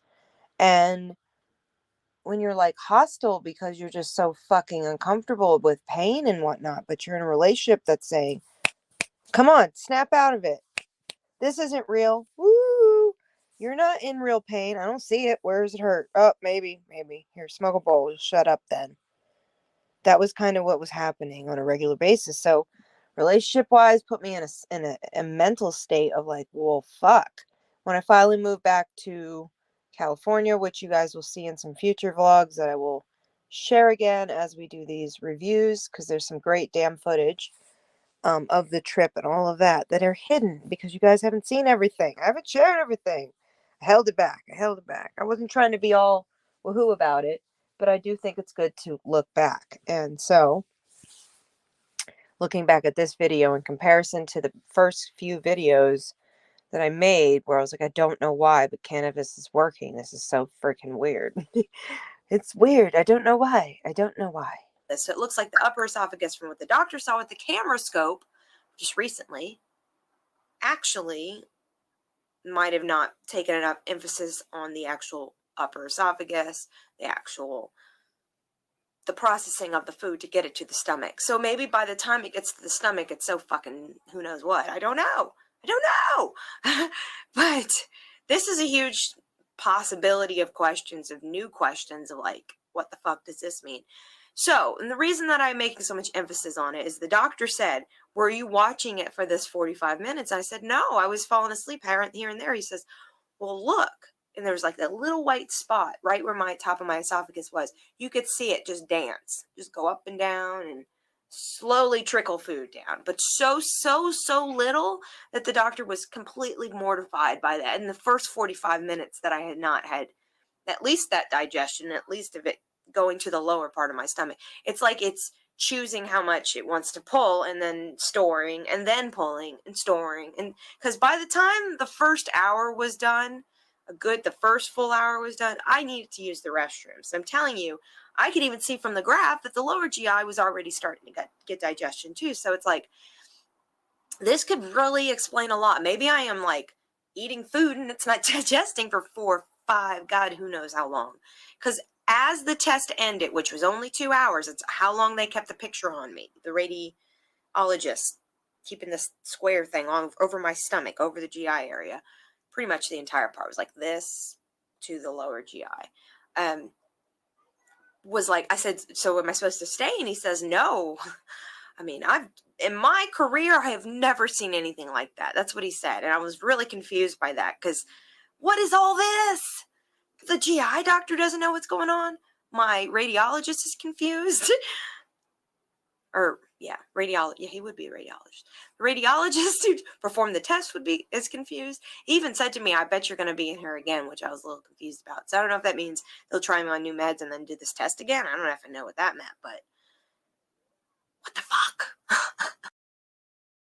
It blew me away because he's like, honey, I wouldn't just say this, and there's no more patients here, but I have never seen someone have that little of digestion. Do you have a lot of pain? And I was like, yeah, I have a lot of pain.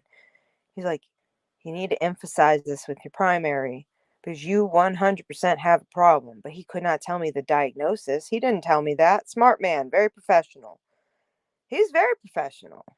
But he had a lot of fucking emphasis on the fact that I was 100% not wrong. Something was going on. So, as I said at the beginning of this entire podcast today, if you guys have listened, then you might have heard me say this morning before I even got on. Wasn't sure if I was about this evening. Before I was going to get on, I didn't know if I could drink any coffee because I had already thrown up in the middle of the day with no notice, just threw it up. Yeah. Well, the GI doctor was not the soldier. It was the primary that was the soldier. Thank God for that. But I'm like a GI soldier myself. Weehaw. Yeah. But I'll just say that it was such a freaking moment. I appreciate you guys listening tonight and hanging out with me, because some of you who are listening on the podcast version know that I haven't completely explained all this. So I feel like going over two sides of the coin with time, the recorded voice of myself. Here we come with a little audio, a little positivity thrown in there, back then and now too. So let's get on to this. So I'm really now feel like, hey, listen, that makes it, because it was exactly where he says, does this hurt? Does all this hurt? I said, yes. It was like it's the weirdest experience. So if you have heartburn, I know what heartburn feels like. I haven't had it in years. And I know this is not heartburn, 100%.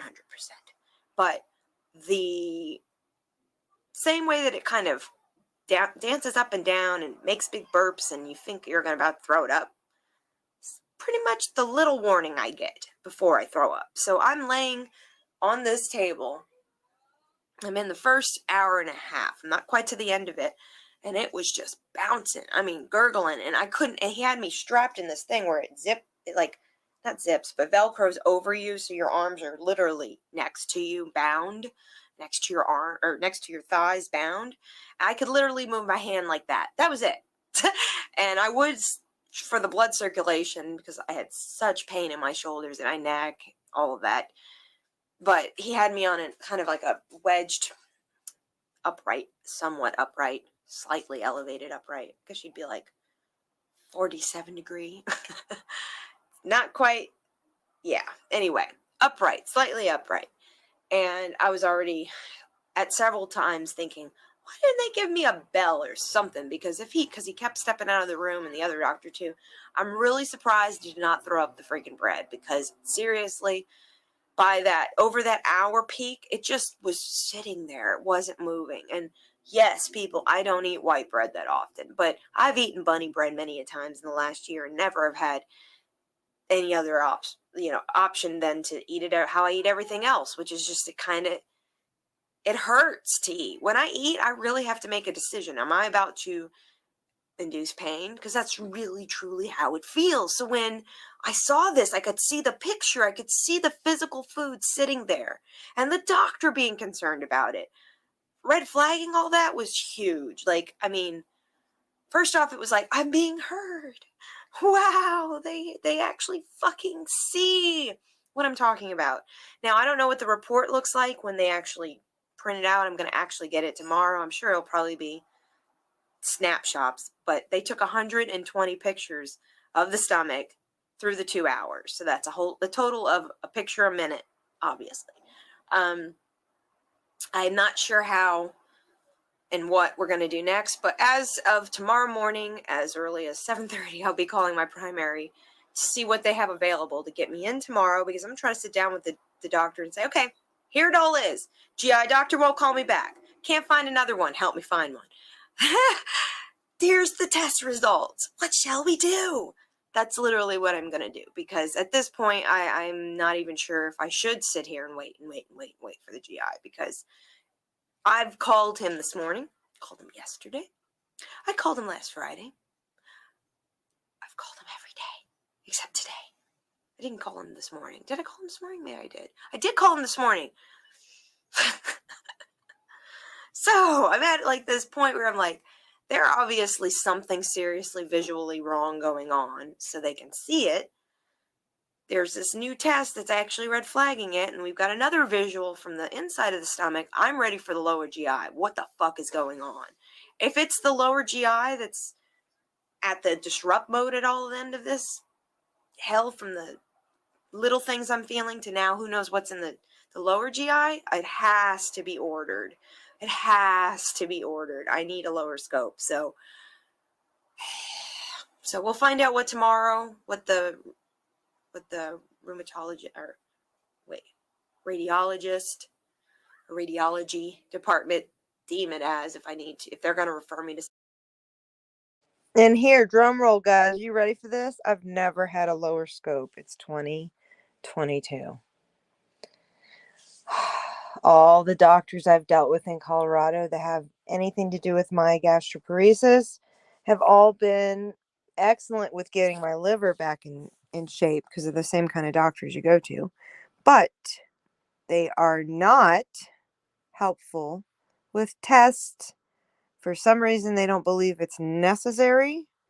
And I still, to this day, am suffering. So I have to push still. So over time, you guys will hear about that in the future. But it is quite real. Somebody else, or who knows? I don't know how that all goes. I just know the report's being sent to my primary, but I'm going to get a copy tomorrow for my own records. So we'll see what happens. I'm so tired. So fucking tired. That's all I can say about all this. I'm like, can we figure it out? Can we start working on it?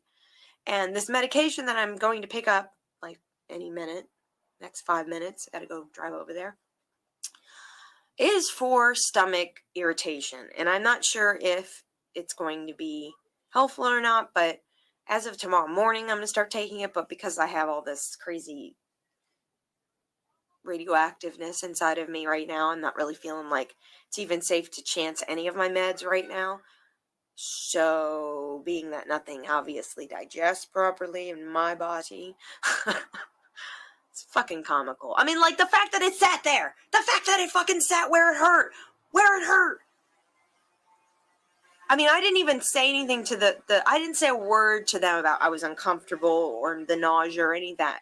So when he came over and he's like, "Are you okay? Have you been seeing it? Not moving." I'm not okay. I see it. And I did not know it was that serious. Whoa. That was truly my response. So, and then when I find that fucking so comical because it's so damn true. It's just so fucking true. I was literally looking at like, well, that's kind of weird. Is it? Are we glitching? No. I am glitching. Me. My stomach glitches. Right. So, not swallowing weed. Oh, it does. Swallowing weed helps your stomach. That's freaking interesting. A little bit of everything helps me, but dabs make it a little bit worse because I cough too much and then I'm like pissing on myself. TMI. But yes, I'm pretty sure that this is the video of all videos next to the next one I just showed you guys prior that probably were like, I'm not going to apologize anymore, guys. You don't like that I'm smoking on the internet? You don't understand? I've had people debate and tell me that my equivalence of smoking cannabis online and sharing my story is as if I wanted to tell someone I took a Tylenol when I wasn't feeling good. Well, wouldn't you do that if you proved it worked? I don't know. It just makes sense to me. There's some arrogant bitches out there. That's the kind of conversations I have heard from comments, which just make me laugh. Or they're like, have you tried, what's that freaking, the kava stuff? Nope, don't want to do it. I know someone who's now very addicted to it, unfortunately, and in not a good way, because she was encouraged by her doctor to take it because it was an alternative to her using cannabis, which she at her job was not allowed to use. It's pretty freaking sad.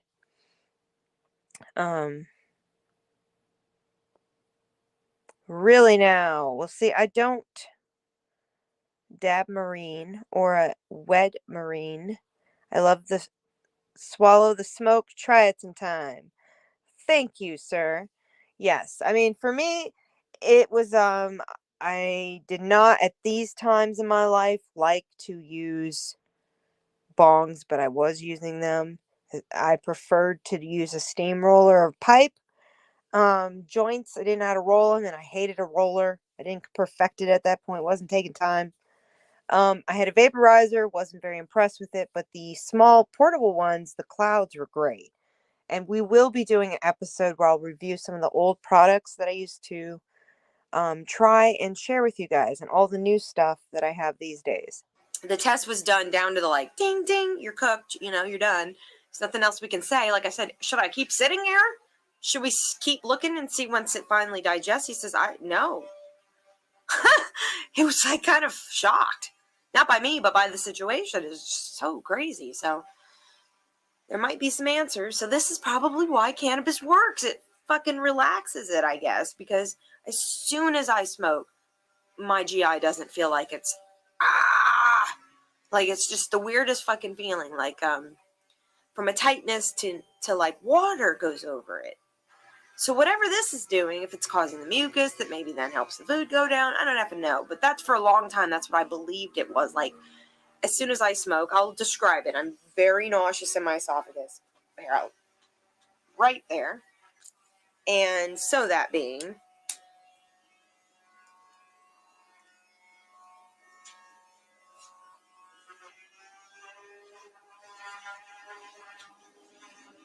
and immediately, as soon as I exhale, I feel it go just slowly down the esophagus, like a numbing sensation. It's incredible. If you deal with nausea, try cannabis. Try cannabis. I'm telling you, it works. Truthfully.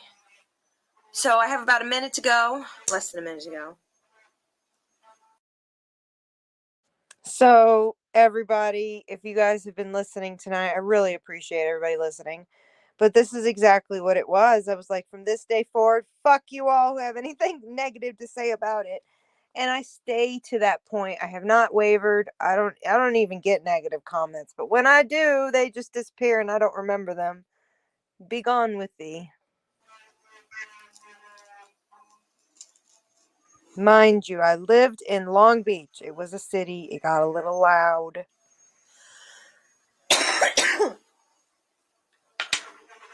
Stay tuned. I will obviously do more videos on what's going on and how everything turns out tomorrow. I'm pretty tired. I have to go get back in the car right now. Go deal with the prescription. And maybe I'll make a part 2. I'll try to edit this video. If not, you guys are going to get random Wednesday randomness. Wow. This is a wow Wednesday. So I'll talk to you guys later. Thanks for watching. Stay tuned.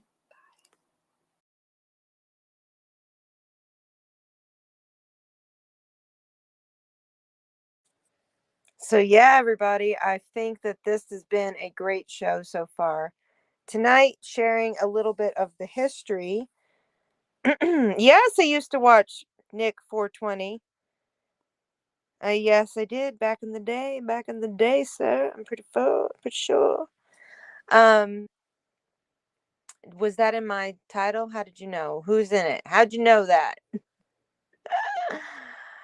I was friends with all the people. I was friends with Coral Reefer 420, Red Band, all those bitches.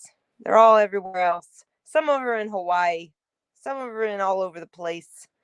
I mean, to see the pandemic change everything too, with people and having access to their jobs, the cannabis industry has really taken a wide turn over time, which is something I'm really proud of. Token Daily, that's right. Thank you for remembering the folks. Yeah, they're my buddies. I miss all those peeps.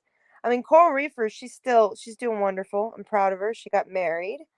Great shout outs to her. I mean, we can't forget, I got to shout out Lona Morrison. She's just one of the G. She's one of the G.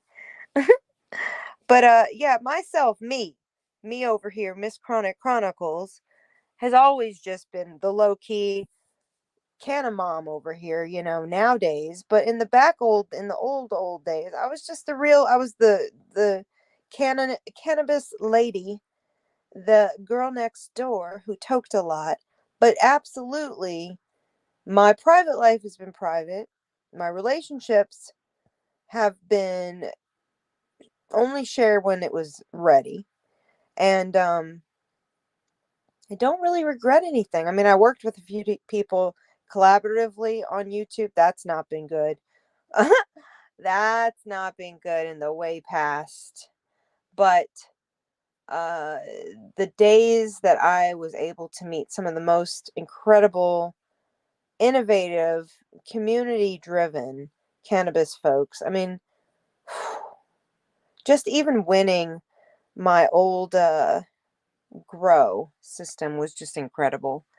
Back in the day when we used to do giveaways on YouTube, that was the thing. Nowadays, it's kind of sketchy. People are crazy. They like to stalk people. It's not good. So, and I I couldn't believe it. Back in the day, I could have a freaking P.O. box and there would be lovely shout out videos I love to do for people. I would get your guys' everything from everything, you know? But back in the day, you didn't have to worry about people finding your home address and other things like that. It's absolutely that way nowadays. I went recently, about 6 months ago, and asked if I could get a P.O. box, and they said, even with a business license, you know, an LLC or something, or doing business as your, you know, business license, they could still find obviously the owner and the address and all that other stuff. So they wouldn't let you use an anonymous name. It had to be something that was published. Otherwise, you couldn't use anything other than your name. And I was like, that's just sad. So, you know, the thing is, I think it's sad we can't do that. So the only thing I'll ever do in the future is like a wish list, you know, around Christmas time. If you guys want to be sweet and send something to my son, that's cool. Otherwise, I'm good over here. And my lovely co-host, you know, she's relocated to another part of the country recently, and so she's starting over, and her channel is new. So I have encouraged her. She has not wanted to do it, but I've encouraged her. Put a wish list together, put something out there. You know, I have seen the community be generous, but I just want people to know out there that I appreciate all of you guys, because like what's touching me is having you guys here, supporting me, giving me the likes, the comments, all the good stuff, and not judging that I go over some of the most raw shit I could even imagine that I ever recorded.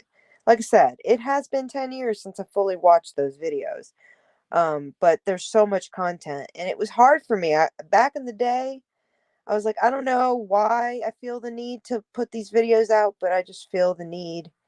The need is there. And most of it had to do with not knowing if I was going to survive my hepatitis. So, and just to reframe, if you guys are watching this and you just popped in, please make sure that you watch it from the beginning, even though it's a 2 hour live, because you won't know what I'm talking about. But I think it's been a great live. We've talked about a lot of things. It's been a hard one talking about bad situations. But like I said, this YouTube is chronicalizing. That's why I'm Miss Chronicles. Miss Chronic Chronicles. So give me a thumbs up.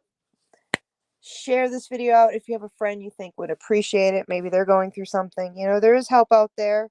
Like I've said from the beginning of this video, if you're in an abusive relationship, if there's something that you don't feel like's right, you need to leave it. It's not okay.